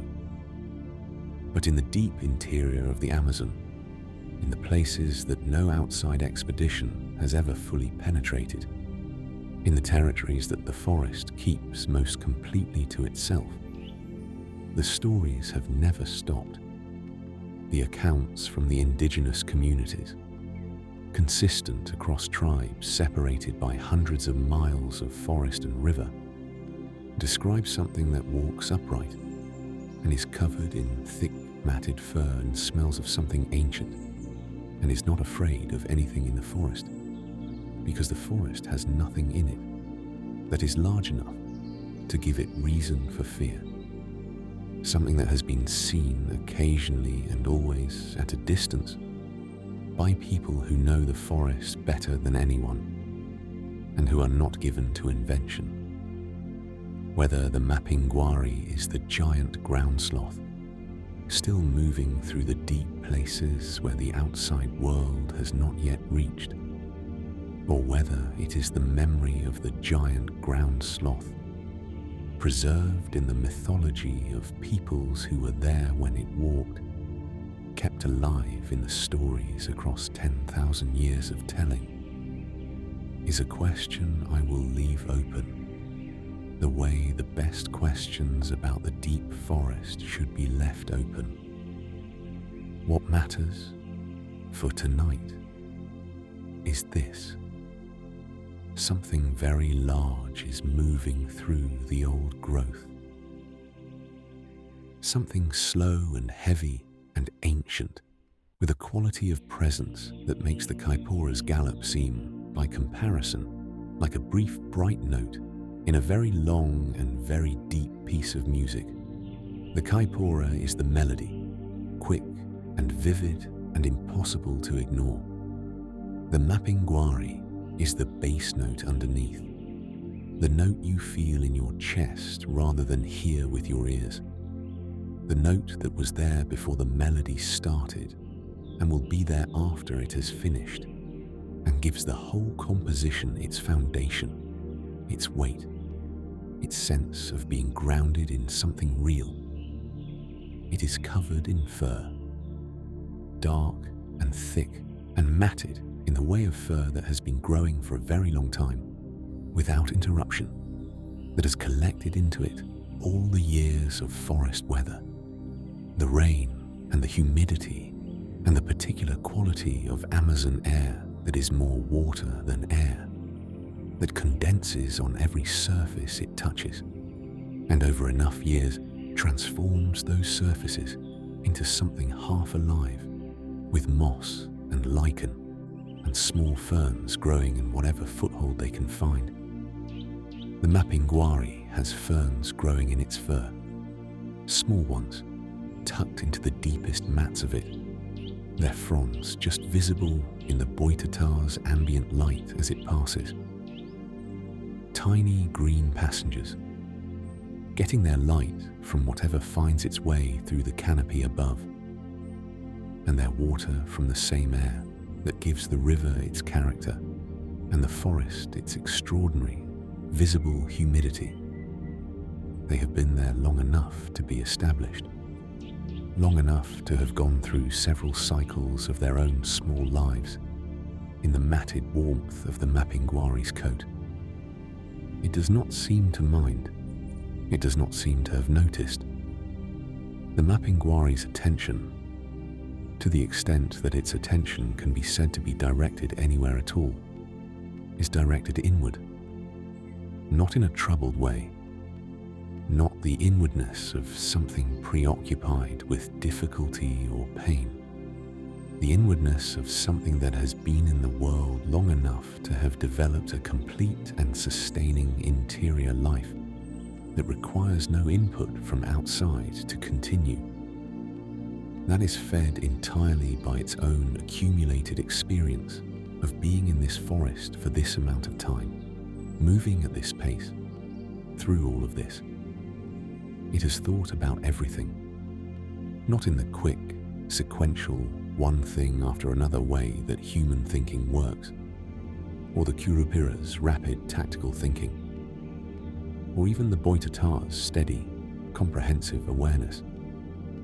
In a slower way, a way that takes years for a single thought to complete itself, that works through ideas the way the river works through the landscape, not by force, not by speed, but by the continuous, patient, absolutely unstoppable pressure of moving water on stone. The Mapinguari has been thinking about the forest for 10,000 years.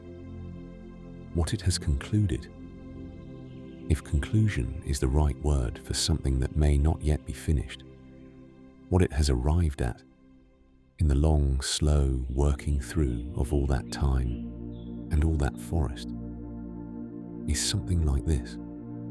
The forest is enough. Not enough in the sense of being merely adequate, not the damning with faint praise enough of something that will do, that will serve, that is acceptable in the absence of anything better. Enough in the sense of complete. in the sense of containing, within itself, everything that a being capable of comprehending it could want or need or wonder about.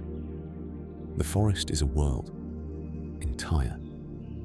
It has its own music, and its own light, and its own darkness, and its own deep time, and its own complex, layered, endlessly surprising interior, that no amount of moving through it, not even 10,000 years of moving through it, at a pace that covers the ground very slowly, has exhausted or made familiar in the deadening way that familiarity can sometimes deaden things.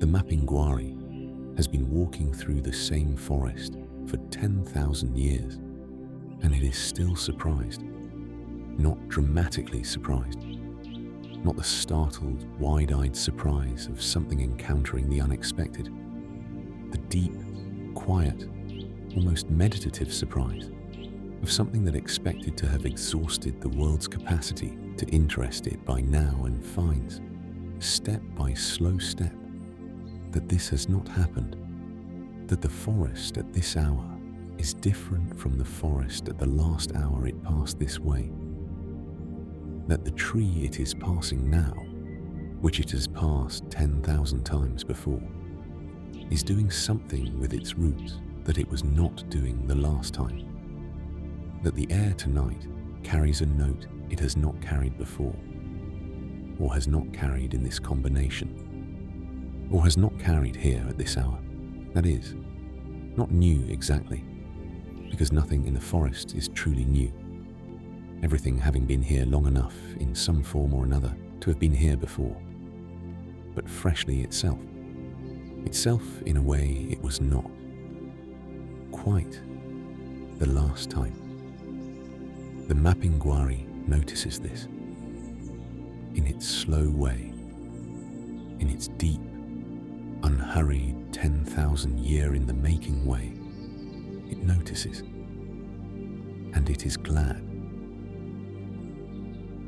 The communities that live at the forest's edge have stories about the Mapinguari that span a very wide range of feeling, from the frightening in the accounts where the creature is roused to anger by something genuinely threatening to the deep forest, where the combination of its size and its ancient displeasure produces an impression that no one who has experienced it has wanted to experience twice, to the deeply peaceful in the accounts of those who have simply been in the forest when it passes, simply been there, not hunting it, not following it, not doing anything except being present in the forest, for their own reasons when the ground began to tremble, very slightly under their feet, and the birds in the canopy went quiet in that complete,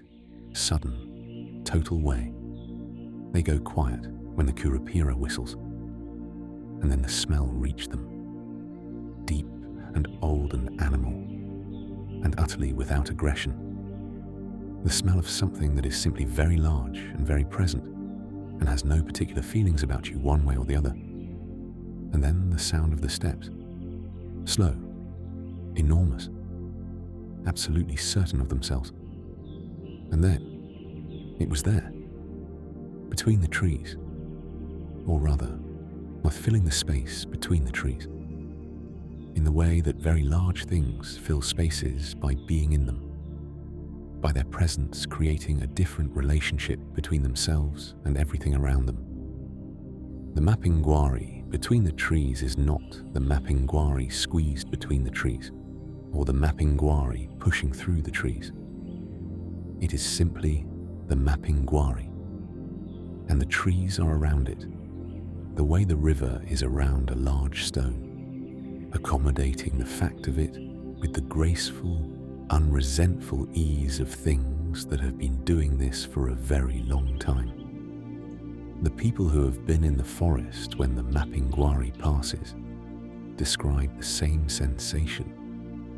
Across all the accounts and all the communities and all the years of telling, they stopped, not because they decided to stop, because the stopping happened in the same automatic, non-volitional way that breathing happens. Not a decision, just the body doing what the body does when the moment requires it. They stopped, and they were very still, and the Mapinguari moved past them in its slow and enormous and utterly unhurried way, and they watched it go. And then it was gone, back into the forest, back into the dark and the depth of it, back into the old growth where the trees are at their most ancient, and the ground is at its softest, and the light has not reached a flaw in living memory, and the whole place has a quality of something that has been left alone long enough to become entirely, completely, magnificently itself. The Mapinguari went back into that, and the people stood for a long moment in the place where it had been. And what they describe feeling, all of them, across all the accounts, is not fear, not relief, something quieter than either of those things, and more lasting, something that does not have a simple name in any language, that requires several words in every language that has attempted to describe it.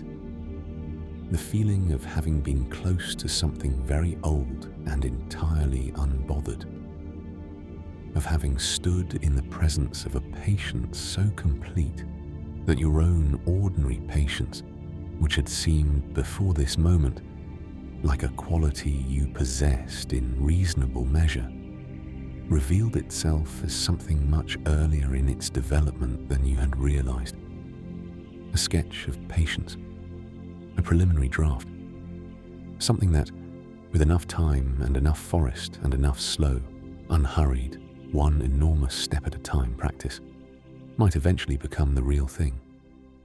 The feeling of time being very large, and yourself being very small within it, but not uncomfortably small.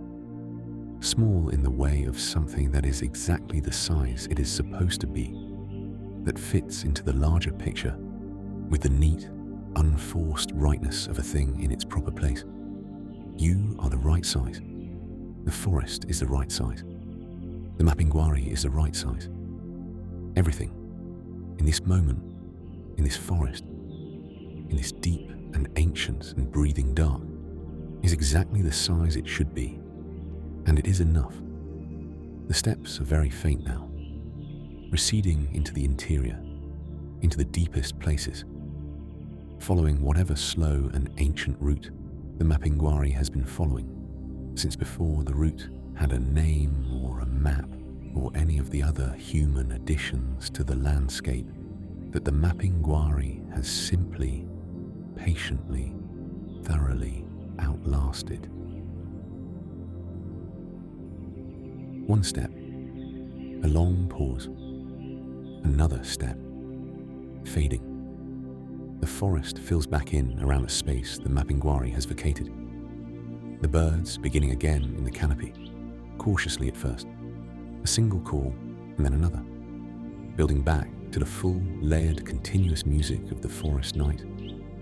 The insects resuming, the small rustlings of undergrowth creatures who held very still while the enormous thing passed and are now, with the particular elasticity of small creatures everywhere, going straight back to whatever they were doing before. The forest is itself again, though perhaps slightly different for having been moved through, perhaps slightly warmer.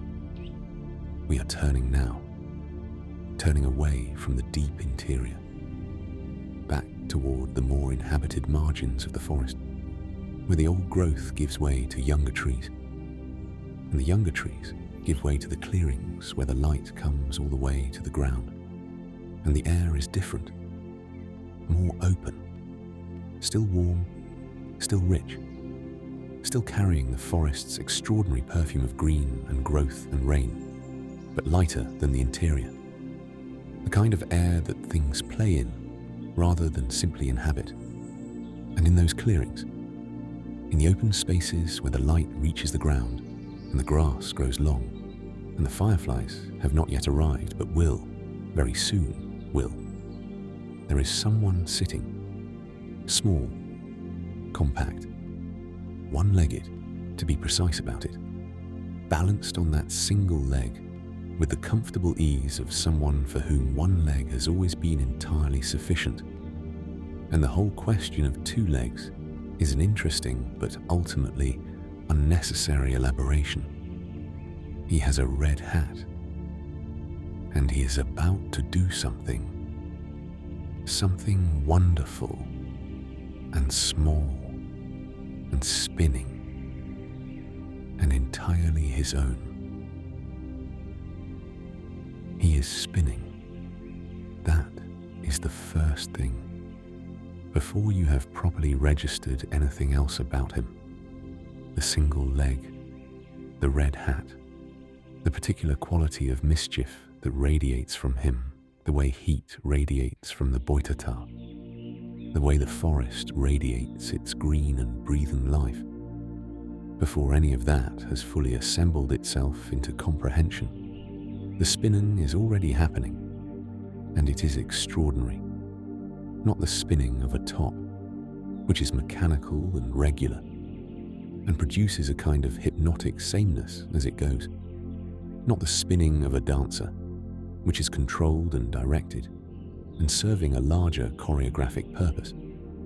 The spinning of the Saci-Pererê is its own thing entirely, fast and joyful, and slightly lopsided in the way that spinning on one leg must inevitably be, with a quality of abandon that suggests the spinning is not something he is doing, but something he is, in this moment, entirely made of.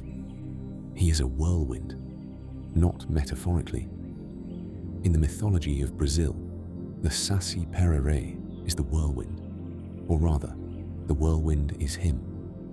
Those small dust devils that appear in clearings and at crossroads, and on the red dirt roads of the Brazilian interior on dry afternoons, that spin up from nowhere and travel for a little while, and then simply stop, as though a decision has been made.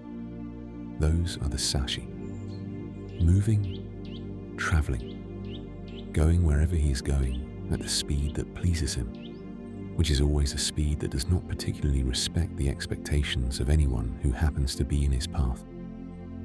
The hat is on his head. It is very red, the red of the Caipora's hair, the red of the far distant Boitatá's fire, the red that this mythology returns to again and again, as though the colour itself means something, means alive, means present, means here, and attending, and not remotely interested in being overlooked. The hat is worn at an angle that is not quite any of the conventional angles, not rakishly to one side, not practically straight, not the back-tilted angle of someone looking up at the sky. An angle that is entirely its own, that seems to have been arrived at not by choice, but by the accumulated effect of a great deal of spinning and a complete indifference to what the hat does during the spinning.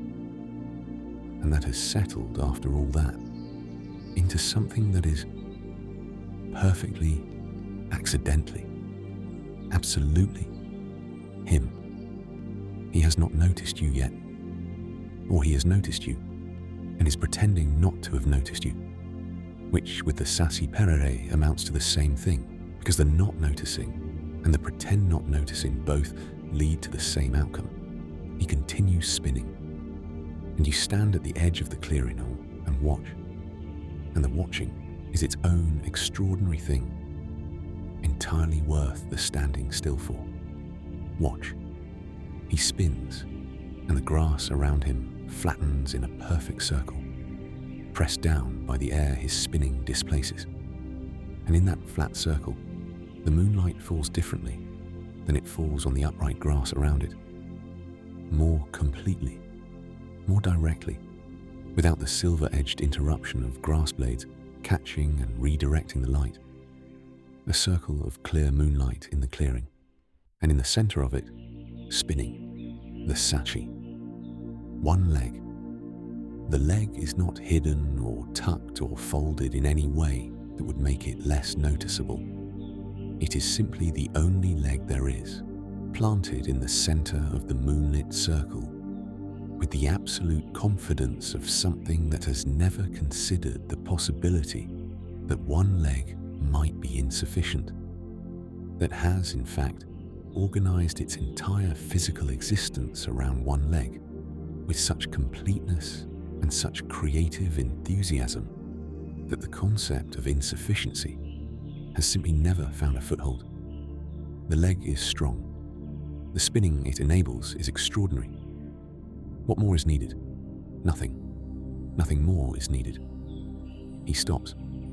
Suddenly, completely, with no deceleration, not slowing to a halt, but simply being in motion and then being still, the way a top falls when it runs out of momentum, except the Saci has not run out of anything. He has chosen to stop.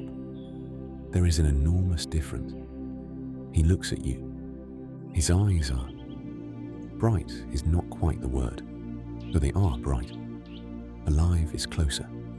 Completely, entirely, unhesitatingly alive, in a way of eyes that have never once been bored, that find the world and everything in it continuously, inexhaustibly interesting, that are always looking at something and always finding in what they are looking at something worth looking at. He looks at you with those eyes, and he grins. The grin of the Saci-Pererê is one of the most famous things about him. It appears in every depiction, every description, every account across the whole long history of this figure in Brazilian culture, which is a long history indeed. The Saci has been in Brazil since the beginning of the country's mythology, woven into the stories of the indigenous peoples, and then into the stories of the communities that formed from the mixing of those peoples with the African and European cultures that arrived on this continent's shores.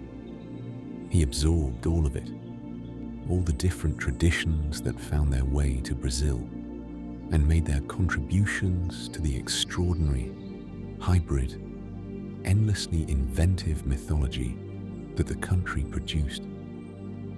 And he remained through all of it, thoroughly himself. The grin has always been the same. It is the grin of someone who has just done something, or is about to do something, or has thought of something that they are going to do shortly. Someone for whom the gap between idea and action is always very small, and the ideas are always, from their perspective, excellent. The grin of someone who finds their own company excellent, who is never bored with themselves, who has been alone in this clearing for however long they have been here, and has not found a single moment of it dull, because the spinning was available, and then the thinking, and then the planning, and then more spinning. And really, what more does a person need? He needs the hat. This is important. The hat is not an accessory. It is not decorative.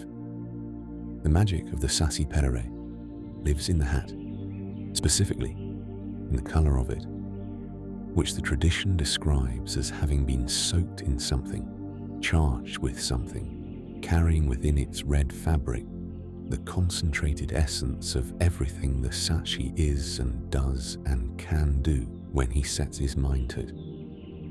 If you take the hat, and people have tried, in the stories, many people have tried, the Saci loses his power, not forever, not irrevocably, but for long enough to make the taking matter, long enough for whatever leverage you hope to gain by taking it to be theoretically exercisable. In the old stories, people trapped a Saci by trapping the whirlwind. You could catch a Saci whirlwind in a bottle. The tradition said, if you were quick enough and the bottle was the right kind of bottle, and you caught it at exactly the right moment, which required both skill and luck and a certain comfort with the idea of trapping a whirlwind in a bottle that not everyone possesses. And then you had a Saci, bottled and considerably displeased. And if you then took the hat, you had leverage. The leverage never lasted long. The Saci's patience for being leveraged is very limited, and his creativity in responding to the situation is very high. And the history of people who thought they had the upper hand on a Saci-Pererê is a history of people who briefly thought they had the upper hand on a Saci-Pererê, and then, fairly quickly, did not. He is the greatest trickster in Brazilian folklore. Not the only trickster.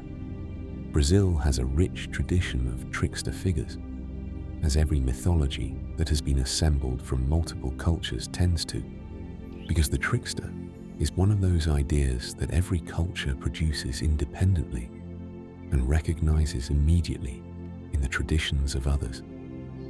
But the Saci is the great one, the central one, the one around whom the others orbit, the one who sets the standard, the one who has been playing tricks on the residents of Brazil for so many centuries that the tricks have become, in some sense, a form of cultural inheritance, a way of understanding the world, a way of saying the world is not entirely under your control, and the sooner you make peace with this, the better, because something small and one-legged and wearing a red hat is going to demonstrate it to you one way or another.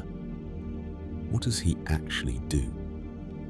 The list is long and eclectic, and reveals, in its variety, a mind that is interested in everything and focused on nothing, or rather, focused entirely on the present moment, on whatever possibility the present moment contains, with a total, undistracted attention of something that lives entirely in the now. He tangles horses' manes. Not all horses, not systematically.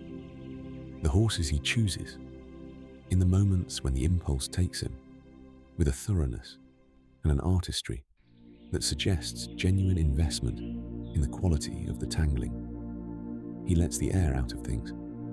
He hides objects, not maliciously, not permanently, just moved, just somewhere else, just requiring a slightly longer search than the object's owner anticipated. He makes milk sour, and peppers disappear from gardens and doors that were closed open and doors that were open close. He makes the dog bark at nothing. He makes the nothing that the dog is barking at seem briefly like something.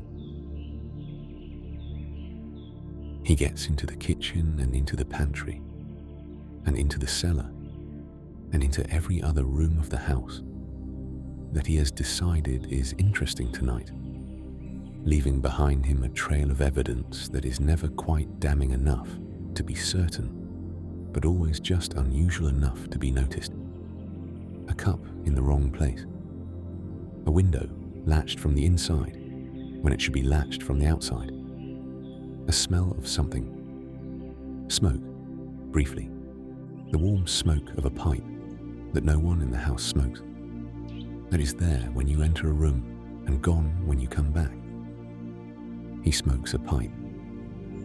Of course he smokes a pipe. The pipe is small and old and produces, when lit, which it is, whenever the Saci has a moment between other activities, a smoke that is warm and sweet and has the quality of being somewhere between smoke and not smoke, between the visible and the almost visible, like the Saci himself. But here is the thing about the Saci-Pererê that the long list of tricks and mischief and general domestic disruption does not quite capture. The thing that is underneath all of it, that gives the trickery its particular character, that distinguishes it from mere malice or mere chaos. He is fond of people. Genuinely, warmly, completely fond of us, in exactly the same way that the Boto is fond of us, with a fondness of something that has been watching us for a very long time and has found us, in all our muddle and our seriousness, and our insistence on taking things more heavily than they need to be taken, endlessly endearing. The tricks are not cruelty. They are the pranks of someone who loves you enough to find you funny, who finds the expression on your face when the cup is in the wrong place, that brief, comedic blankness, that moment of recalibration, genuinely, warmly, not unkindly hilarious. He finds us hilarious, not in a contemptuous way, in the way of someone who finds the people they love most in the world hilarious, who has studied those people long enough and closely enough, and with enough genuine affection to find their particular ways of being in the world, their particular habits and certainties, and small domestic routines, not irritating, but comic. Not the cold comedy of mockery, but the warm comedy of recognition. "Oh, you," he says with a grin. "You and your cup always in the same place. You and your absolute certainty about where you left your keys. You and your conviction that the world is going to behave itself today. Let me show you something." He is looking at you still, from the center of his moonlit circle. The grin has not moved. The hat is at its angle. The single leg is planted in the flattened grass, with its absolute, one-legged authority. And he is. You can see this. You can see it happening behind those alive and interested eyes, thinking of something. An idea is forming. You can tell, because the grin shifts very slightly. Not wider, not different, but somehow more specific, more pointed. The grin of someone whose idea has just arrived at its final form and is now ready to be enacted. Hold very still. No, actually, do not hold very still. Holding very still is exactly what he expects. Move slightly to the left and then, no, that is not right either, because he has already anticipated the slightly to the left. The Saci-Pererê has been doing this for centuries, and he has anticipated everything. Whatever is about to happen, just let it happen. And try to remember, in the moment when your cup is in the wrong place, or your keys are somewhere new, or the window is latched from the wrong side, or there is briefly, unmistakably, the warm, sweet smell of a small pipe in a room where there is no one smoking, try to remember the grin. Try to remember the spinning, the moonlit circle, and the one planted leg, and the absolute, unhurried, endlessly inventive joy of something that has found the world, found your world, found your kitchen, and your pantry, and your carefully arranged domestic life, completely fascinating and entirely worth visiting, and always, always funnier than you gave it credit for. The whirlwind is rising. The grass is flattening in that perfect circle, pressed down by air that is beginning to move faster than air usually moves in a clearing in the deep of an Amazon night.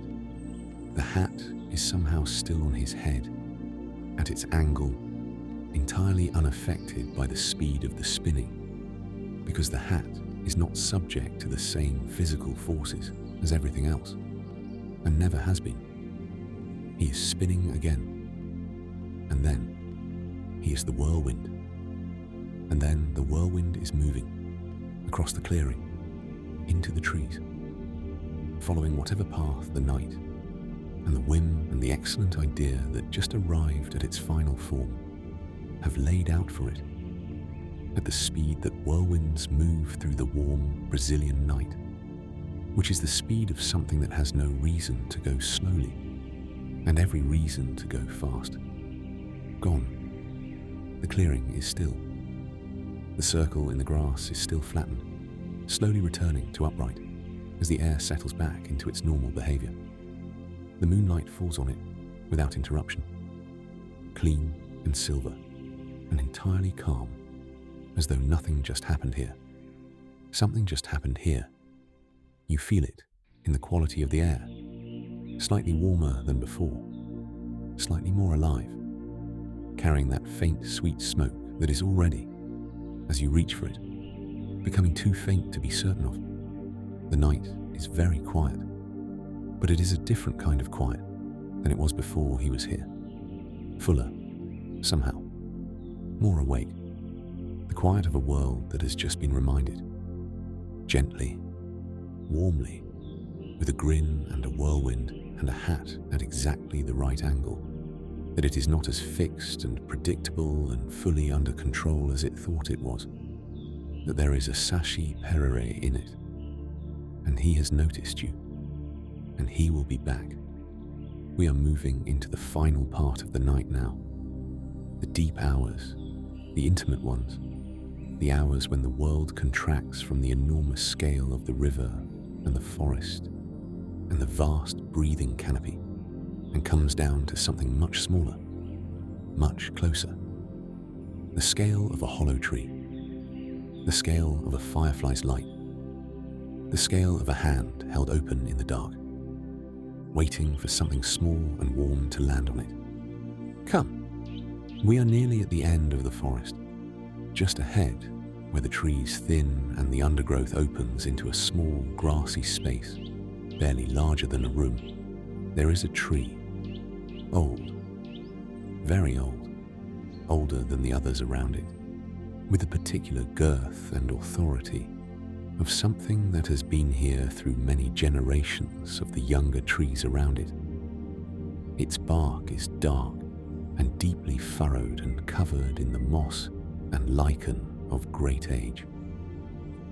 Its roots spread across the ground in enormous, comfortable curves, creating between them small sheltered hollows that are dry and warm and smell of old wood and something sweeter. And from one of those hollows, from the smallest one, the one tucked most deeply between the two largest roots, the one that you would walk past without noticing if you were not already. After this long night of attending to small and quiet things, calibrated to exactly this frequency, a sound, barely a sound, the ghost of a sound, something between singing and humming and the small, satisfied noise that a creature makes when it is entirely absorbed in what it is doing. And the doing of it is, right now, everything. Something in there is singing the lost songs. Come closer to the tree, slowly, the way you have learned to move tonight, through all these hours of the forest and the river and the dark, with the patient, deliberate, unhurried attention of someone who has understood, somewhere along the way, that the things worth finding in this world are not found by rushing toward them, but by becoming still enough that they allow themselves to be found. By calibrating yourself, degree by careful degree, to the frequency of the small and the quiet and the easily missed. Closer. The root system of this tree is extraordinary, seen from this near. Each root as wide as your arm at the base, tapering gradually as it moves away from the trunk, and finally disappearing into the soil with the same seamless, unhurried transition with which everything in this forest moves between one state and another. The way the river moves between flood and retreat, the way the light moves between night and day, the way the Boitatá moves between fire and forest without disturbing the boundary between them. Between the two largest roots, there is a hollow, not a large hollow, not the dramatic, cathedral-like cavern of a truly ancient tree, not a space you could stand in or even crouch in with any comfort. A small hollow The size of something modest and domestic, the size of a space that was made not by any catastrophe or disease, but simply by time, by the slow, gradual, completely patient process of a very old tree becoming more of itself year by year, its wood hardening and its bark deepening, and the space at its heart arranging itself into the particular configuration that is most entirely and most completely this tree. Warm air comes from it, just barely, just enough to feel on the back of your hand if you hold your hand near the opening and are paying the right kind of attention. Warm and slightly sweet, with a woody, deep, old forest quality that is entirely different from the warmth of the Boitatá's fire or the warmth of the river. This is interior warmth, the warmth of a small, sheltered, long-inhabited space that has had warmth in it long enough that the warmth has become a property of the space itself, rather than a product of any current source. Something lives in here, something small, and it is singing. The small forest spirits of the Amazon, the ones I want to tell you about tonight, the ones that live in the hollow places and the root spaces and the moss-covered crooks of very old trees, do not have a single unified name in the tradition. They appear under many names, in many forms, across the many different peoples and communities that have lived in and around the Amazon forest for thousands of years. Small beings, forest beings, the spirits of the in-between places, not the grand guardians, not the Curupira or the Boitatá or the great ancient beings of the deep interior, but the smaller, quieter, more intimate spirits of the forest's domestic scale, the spirits of the hollow tree, the spirits of the root space and the moss cushion, and the sheltered spot beneath the overhang of the old stone where the rain cannot reach, and something small has been making its home for longer than the stone can remember. They collect things. This is the central fact about them, the thing that defines them, that gives their existence its purpose and its particular, quiet meaning. They collect the things that have been lost, not lost objects, or not only lost objects, though they collect those too. And the hollow trees and root spaces of the Amazon forest are full of things that people have dropped and searched for and given up on and walked away from. A button from a shirt that has long since worn out and been replaced. A coin from a country that no longer uses that coin. A child's small, smooth stone carried for months in a pocket because it was the right weight and the right temperature, and had been picked up on a good day and then dropped one afternoon and never found. These things are in the hollow trees, kept warm, kept safe. But the small forest spirits collect a different kind of lost thing too, a harder kind to carry because it has no physical form. It cannot be held in a hand or kept in a hollow, or curated with any of the ordinary tools of keeping. They collect lost things that have no object, lost names. The name of a song that someone used to know and cannot quite remember anymore, that comes back sometimes in fragments, the first few notes of it arriving unexpectedly on a Tuesday afternoon, and then dissolving before it can be grasped. Lost words in languages that are no longer spoken by anyone living. Words for things that the language knew about and that other languages have not yet found the right configuration of sounds to describe. Lost moments. The specific quality of a particular afternoon in a particular place at a particular time that was so entirely itself that it seemed, while it was happening, impossible to forget, and that the ordinary erosion of time has nonetheless worn down to the barest outline. The small forest spirits keep all of these in the warmth of their hollow trees, in the dark and the sweet old wood smell of the root spaces, keeping them the way you keep something you know is valuable, even though you cannot currently identify the use of it, carefully, warmly, with the patient conviction that value does not expire. Now, the singing. You can hear it more clearly now that you are close, though clearly is not quite the right word for it, because clarity implies a certain definition and precision that this sound does not have.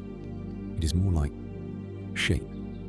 The sound has shape, not the sharp-edged shape of a word or a note that has been placed exactly where it was intended to go, but the soft, approximate shape of something that is being produced by something very small, with great sincerity and no particular concern for technical perfection. It is a small voice, smaller than you imagined, smaller, even, than the smallness of the hollow and the root space prepared you for. A voice so small that it exists, for practical purposes, right at the lower boundary of what you can hear when you are in a quiet forest at night, and you have been listening for many hours to things that are much smaller and much quieter than the things you usually listen to. But it is there, and it is singing something that you almost know. This is the strangest part, the most extraordinary part, the part that has no satisfying explanation, that simply has to be sat with and accepted as the experience that it is. The song that the small forest spirit is singing in its hollow tree is a song that you almost know, not a song you have heard before, not a song from any radio or any film or any particular place or time you can identify, but a song that has the quality of a song you have heard before, the shape of familiarity without the content, the emotional register of something remembered without the specific memory to go with it, like a smell that takes you back to somewhere before you can identify where, like a name that is on the tip of your tongue that you cannot quite reach. The small forest spirit is singing the lost songs, and one of them is yours. Not in a frightening way, not in the way of something that has taken something from you, that has your song and is keeping it from you, that requires something of you to get it back, in the way of something that has been keeping it safe, that found it, wherever it was floating free in the world after you lost your grip on it, and brought it here and kept it warm in the most sheltered hollow it could find, and has been singing it back to itself ever since. Not for any particular reason, not with any particular plan, just because the song exists, and existing things deserve to be sung, and the small forest spirit cannot think of a good argument for silence when the song is right here, and the night is warm, and the hollow tree is a very good place for singing. It does not know you are listening, or it knows, and it does not mind. With the small forest spirits, in the tradition, this distinction does not seem to matter much. They are not performing. They are not hiding. They are simply doing what they do, collecting and keeping and singing back to themselves in the warm dark of the hollow tree. And whether there is an audience for this or not is largely irrelevant to the quality of the doing. They have been doing it with or without an audience for a very long time.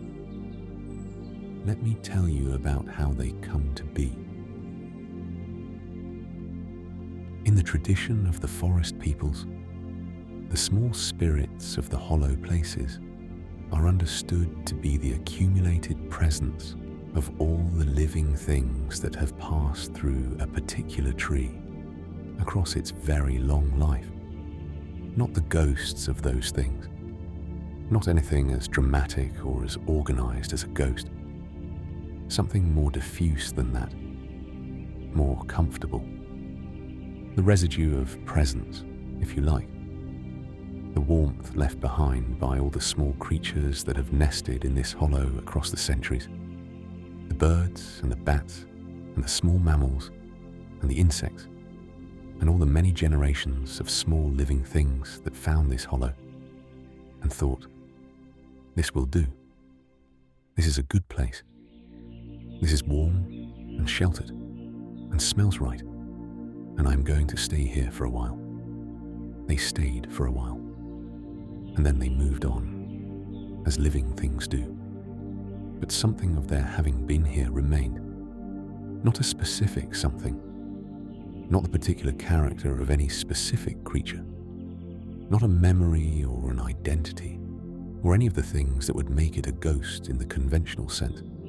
Just the quality of having been inhabited, the warmth that inhabitation leaves, the particular, gentle, lived-in quality of a space that has been home to many small things over a very long time, all of which found it good.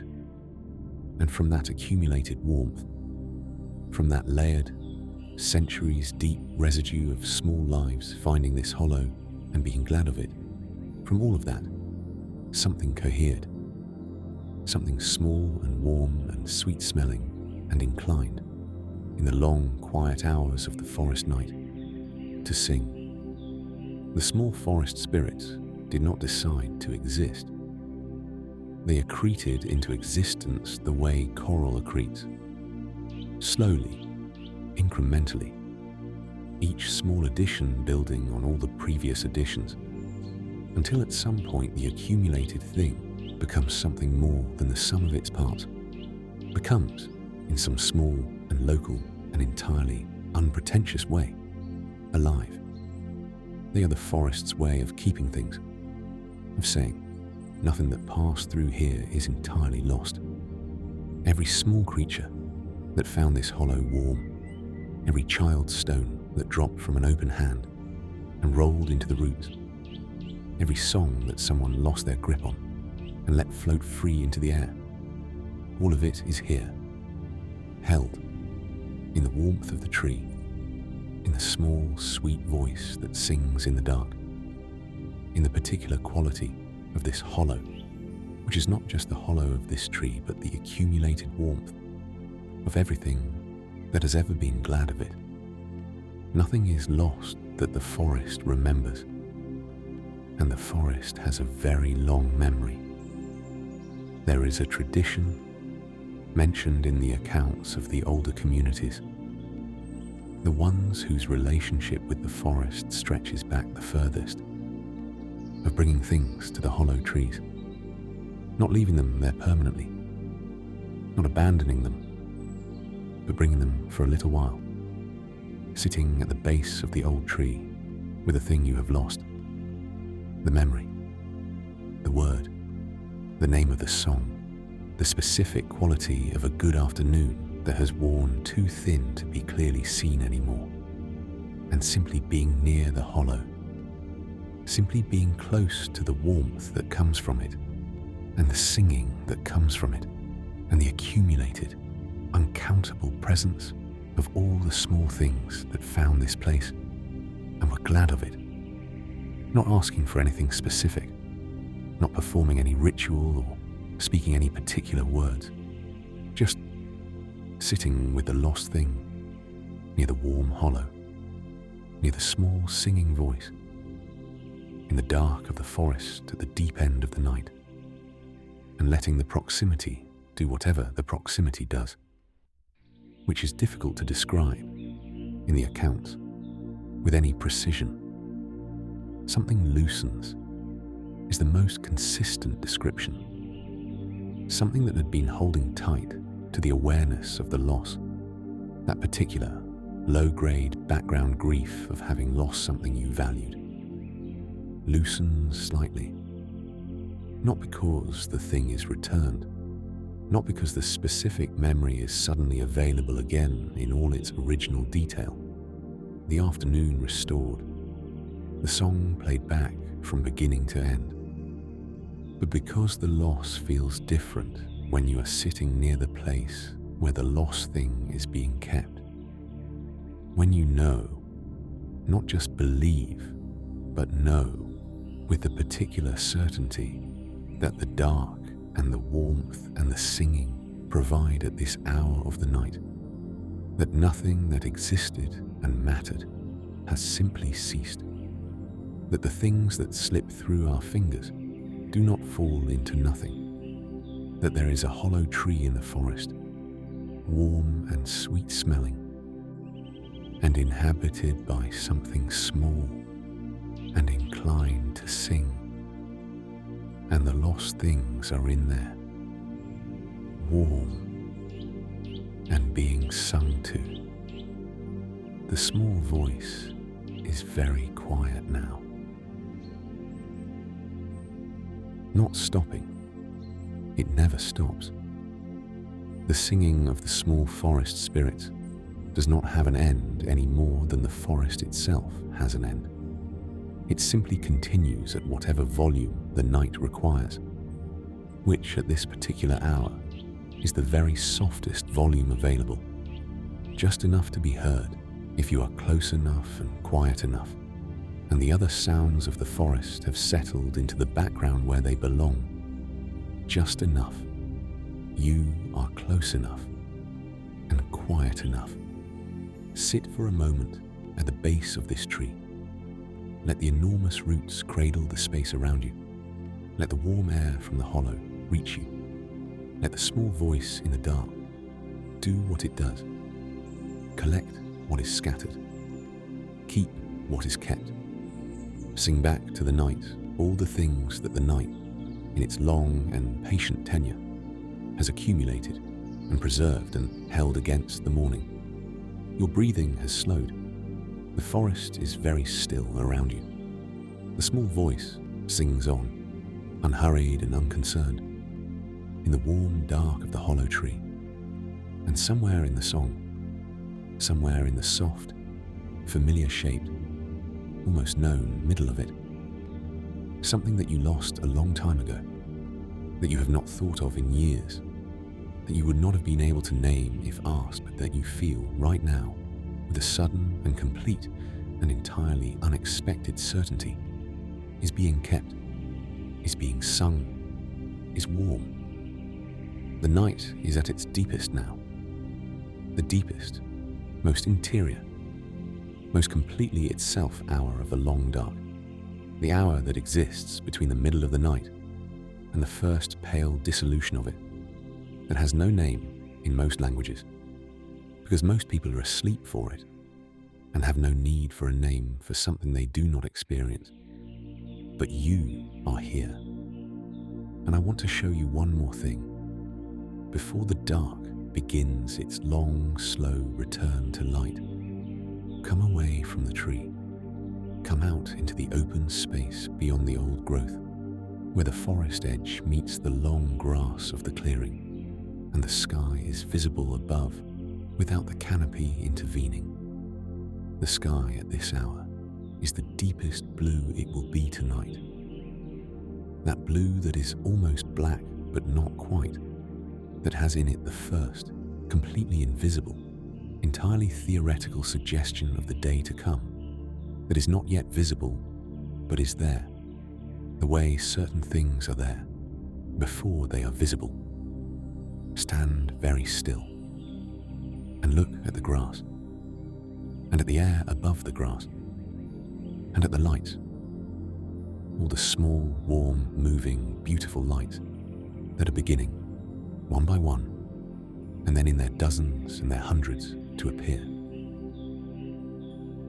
They are everywhere, not in the way of something overwhelming, not the way a crowd is everywhere, not the way noise is everywhere when there is too much of it, and the everywhere-ness of it is a pressure rather than a gift, in the way of stars, in the way that stars are everywhere on a clear night, filling the available dark with their quiet, uncountable, entirely unhurried light, each one doing its own small and specific thing in its own small and specific place, collectively producing something so beautiful that the beauty of it does not announce itself or demand anything of you, but simply is, simply exists at the level of the taken breath, at the level of the thing seen before. The mind has had time to form an opinion about it, like that, but closer. The fireflies of the Amazon move through the long grass at the forest's edge at this hour, the deepest, bluest, most interior hour of the night, with the particular quality of things that know this hour belongs to them, not performing for any audience, not oriented toward any observer, moving through their own portion of the dark with the complete self-possession of something that has a purpose and is fulfilling it, that has a direction and is following it, that has, in the most fundamental sense, somewhere to be. Watch one, just one, for a moment. That one, there, moving through the grass just at the level of your knee, pulsing its light with the slow, warm, entirely regular rhythm of a heartbeat. On, the briefest pause. On again. Then dark for a moment. A real dark. A complete absence of the light. The firefly invisible in the grass, as though it has ceased to exist. And then, on again. Warm and amber, and exactly where you expected it to be. Exactly as bright as before. The darkness between the pulses. Not an ending, but a breath. A rest. A between note. In a piece of music that has no intention of stopping. It moves upward, out of the grass and into the air above it, following whatever navigational logic the firefly uses, whatever combination of temperature and light and the detection of other light and the ancient, encoded knowledge of where to go at this hour of this night that the firefly carries in its small and perfect body, without effort, without consultation, without any of the apparatus of deliberate navigation. It simply knows. It goes where it knows to go, at the pace it knows to go there, pulsing its light at the rhythm it was born pulsing, because this is what it is, and what it does, and what it has always been, and always done, and above it, around it, in every direction, others, dozens, hundreds, moving through the warm, dark air of the clearing in their separate trajectories, each one following its own private logic, each one pulsing its own private light, and the collective effect of all that separate, private, individual light is this living constellation, this warm, drifting, softly pulsing field of light that is not still like the stars are still, but moves and shifts and reconfigures itself continuously, each firefly's movement changing the pattern slightly,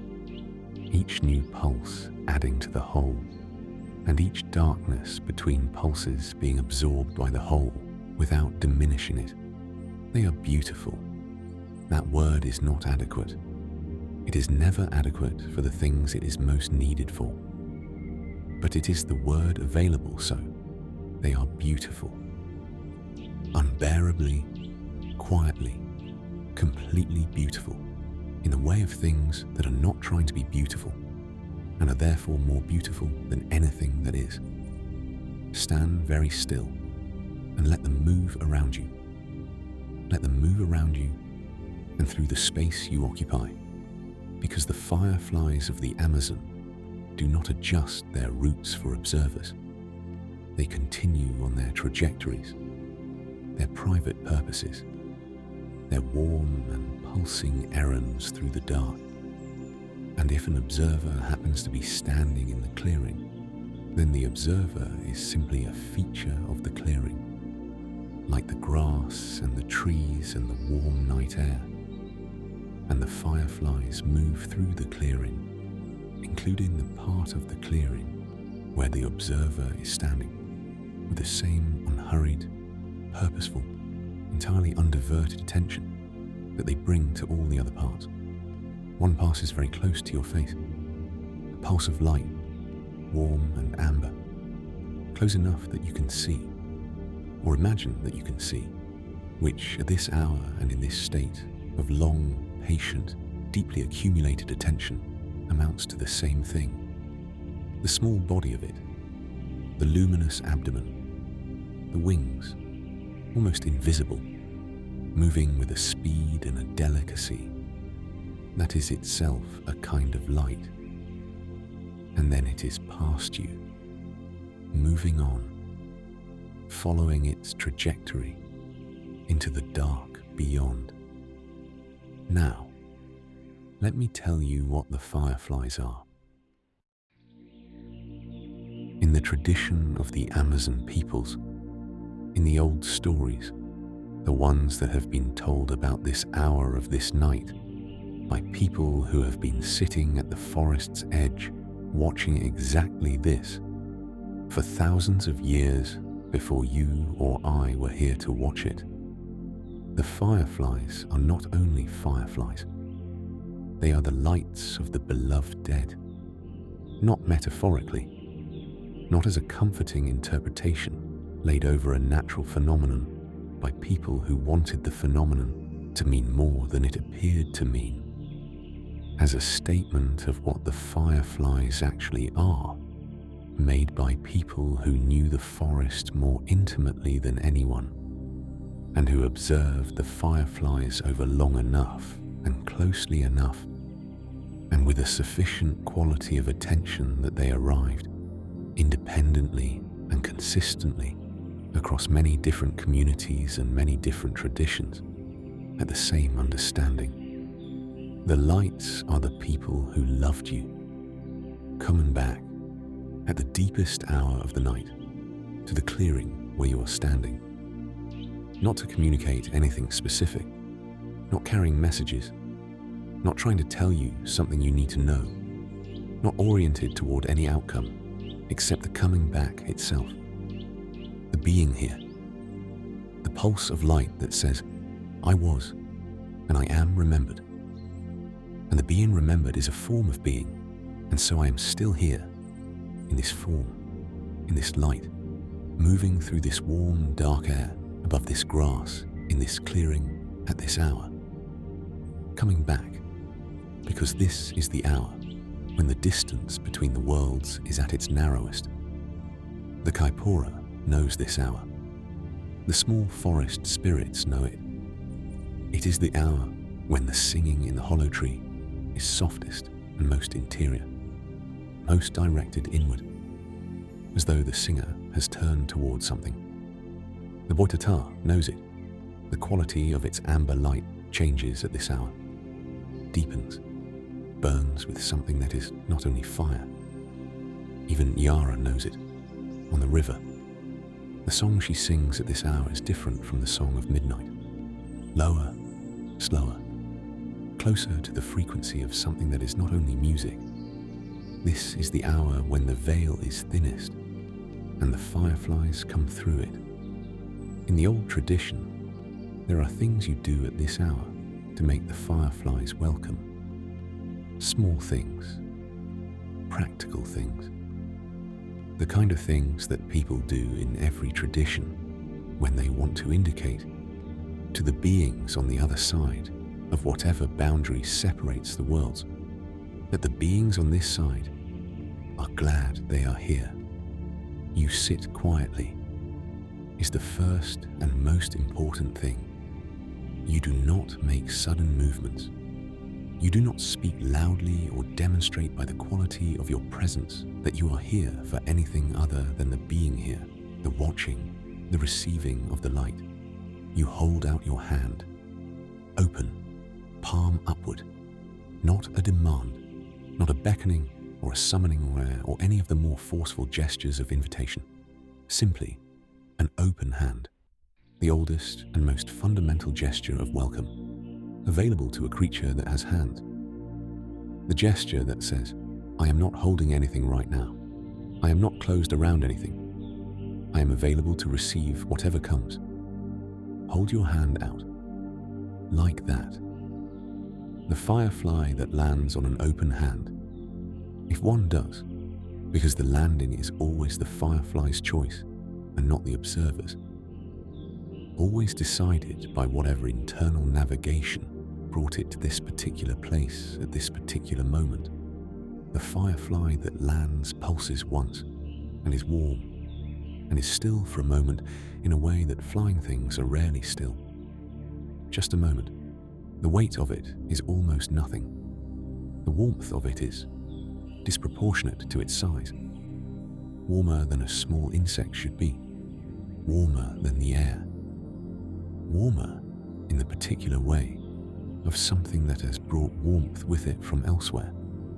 That is warm, not from its own metabolism, but from the warmth of the place it came from. The warmth of the world on the other side of the hour when the veil is thinnest. The warmth of someone who loved you, who still loves you, who has found in this small and luminous and entirely perfect form a way to come back to the clearing where you are standing and hold out a hand of their own. A light, a pulse, a single amber breath in the dark, and say, I know you are here. I have always known you are here. And I wanted you to know that I am not entirely gone. Let that land. Take as long as you need with it. The fireflies are patient. They are not on a schedule.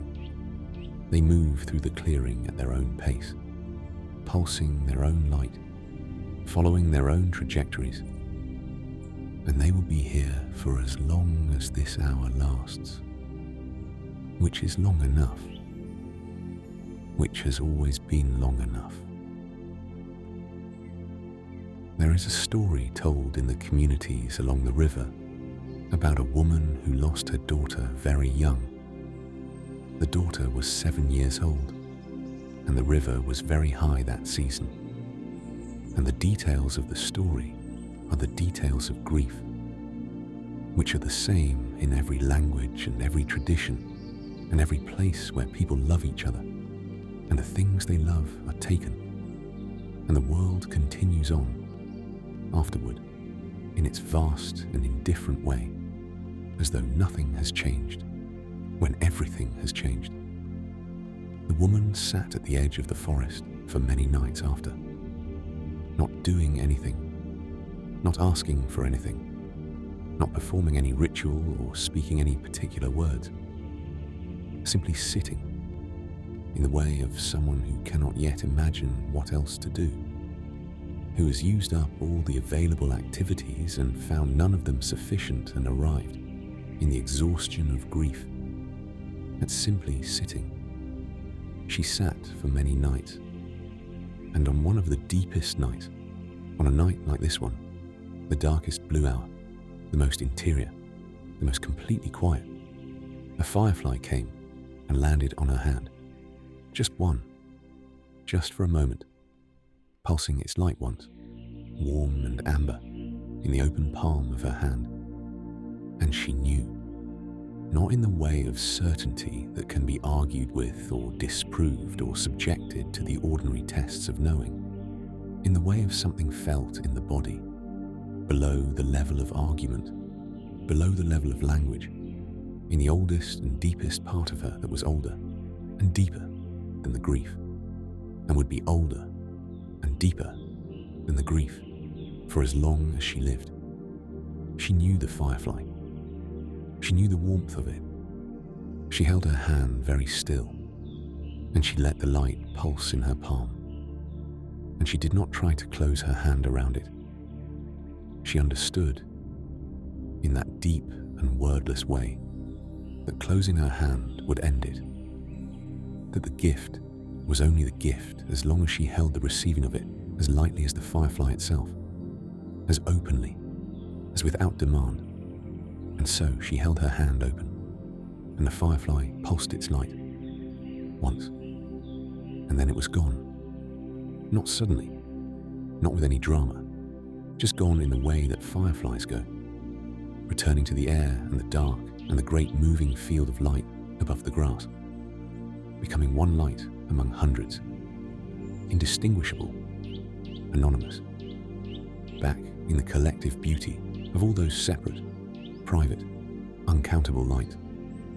And the woman sat for a long time after, not crying, not crying, just sitting in the clearing in the deepest blue of the night, with her hand still open and the warmth still in it, fading, as warmth fades slowly and without a clear ending, and the fireflies moving around her in their hundreds, pulsing their light, going about their patient and luminous and entirely purposeful business in the warm, dark air above the grass.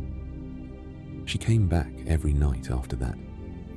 For the rest of her life, she came back to the clearing at this hour, and she sat, and she held out her hand, and she watched the fireflies move through the dark, and she never tried to identify any one of them, and she never tried to call any particular one toward her, and she never asked for anything more than this: the sitting, the open hand, the warmth of the hour. She was, by all accounts, a woman of great and particular peace. The kind of peace that comes not from the absence of loss, but from the presence of something alongside the loss. Something that does not replace it or resolve it or make it smaller than it is, but that exists with it, in the same hour, in the same clearing, in the same open hand, a peace that is not the opposite of grief, but the country that grief, if it is lived long enough and openly enough, and with enough of this particular quality of sitting in the clearing at the deepest hour, eventually arrives at. The fireflies know the way there. They always have. They are moving through the clearing now, around you, above you, their lights pulsing in the warm dark with the slow and perfectly regular rhythm of something that has been doing this since long before you arrived, and will be doing it long after you have returned to wherever you came from. Your hand is open, is it not? You did not decide to open it.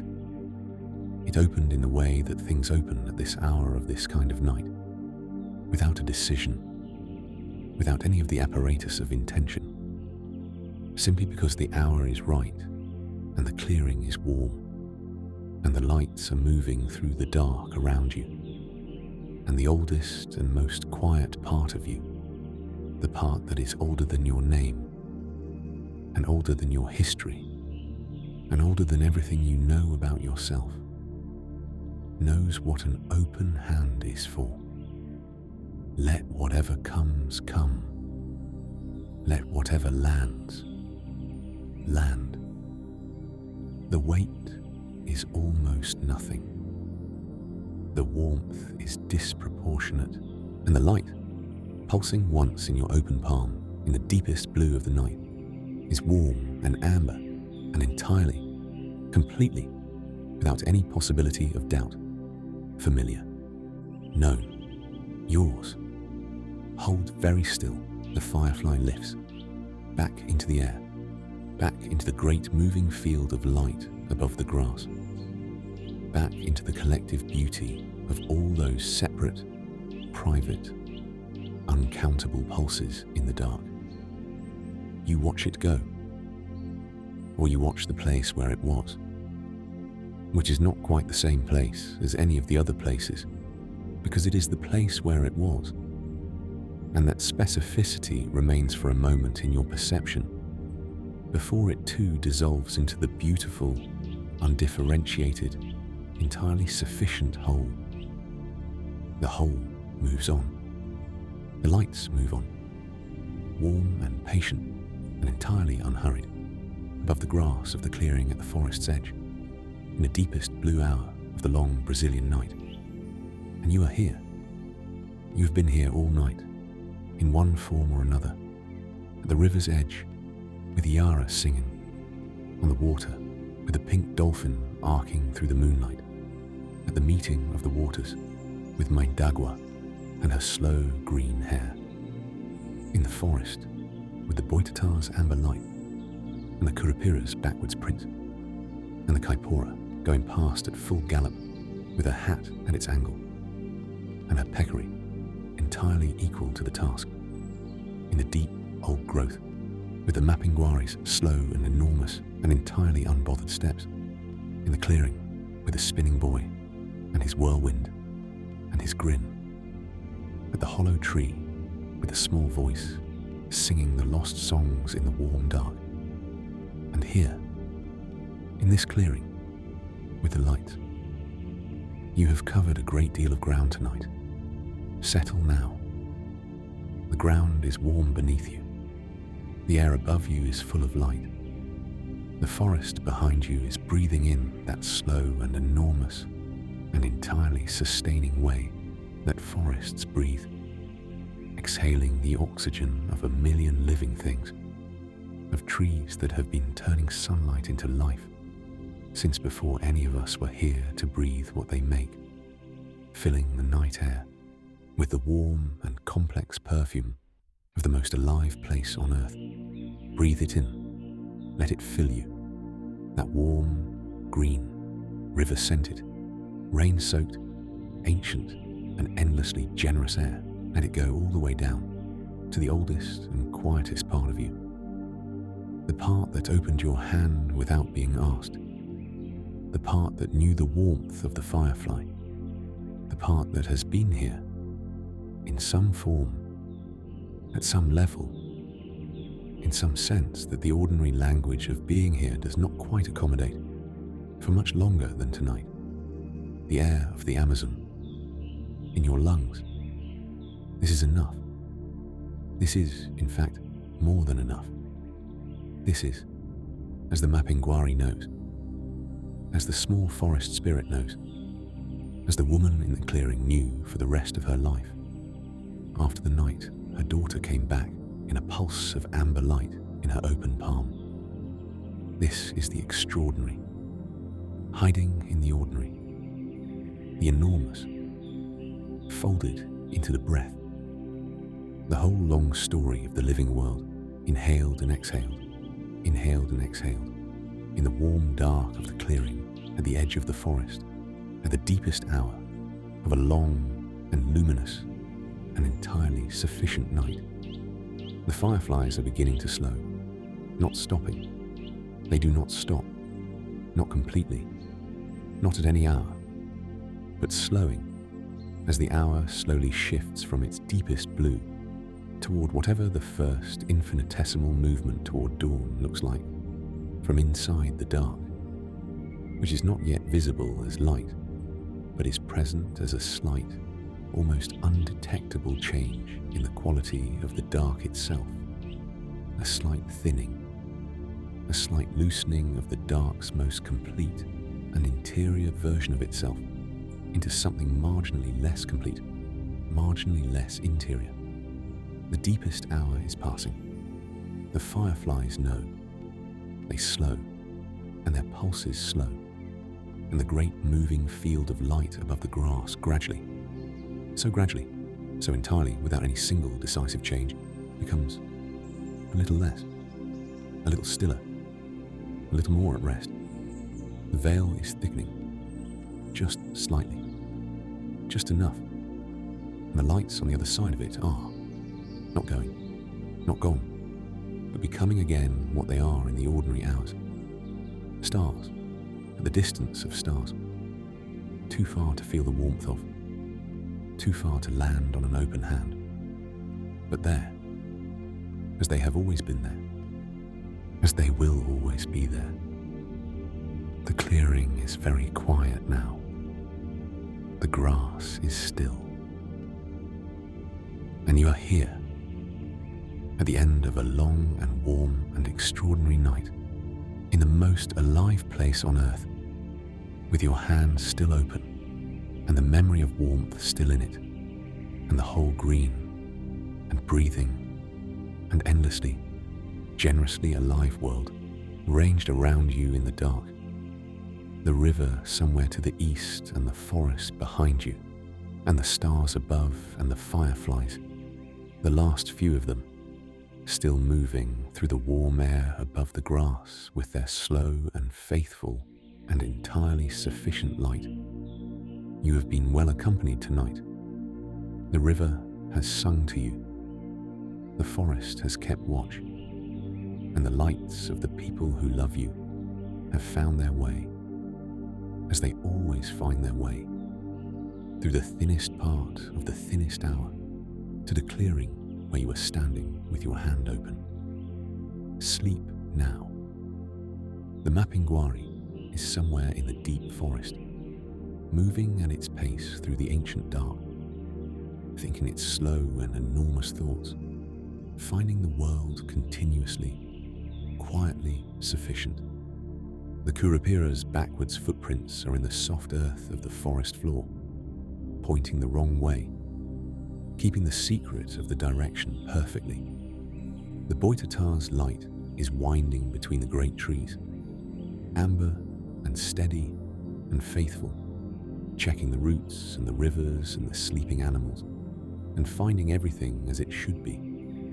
The Caipora is somewhere at full gallop, her hat at its impossible angle, the peccary entirely equal to the speed, her exhilarating laugh moving through the trees and fading and rising again. Further away now, but not gone, never entirely gone. The small voice in the hollow tree is singing. My dagwa is at the boundary of the waters, combing. Iara is on the river, singing the river to sleep. And the Boto is somewhere in the warm dark of the Amazon, moving through the deep channel with its easy, unhurried, pink and luminous grace, carrying the warmth of the lamplight and the dancing back into the river with it, back into the deep and patient water, where it will carry that warmth in its slow and ancient way all the way to the sea. And the fireflies are always there, in the warm dark above the grass, pulsing their light, faithful, yours. Sleep now. The green world is keeping watch, and the lights are on,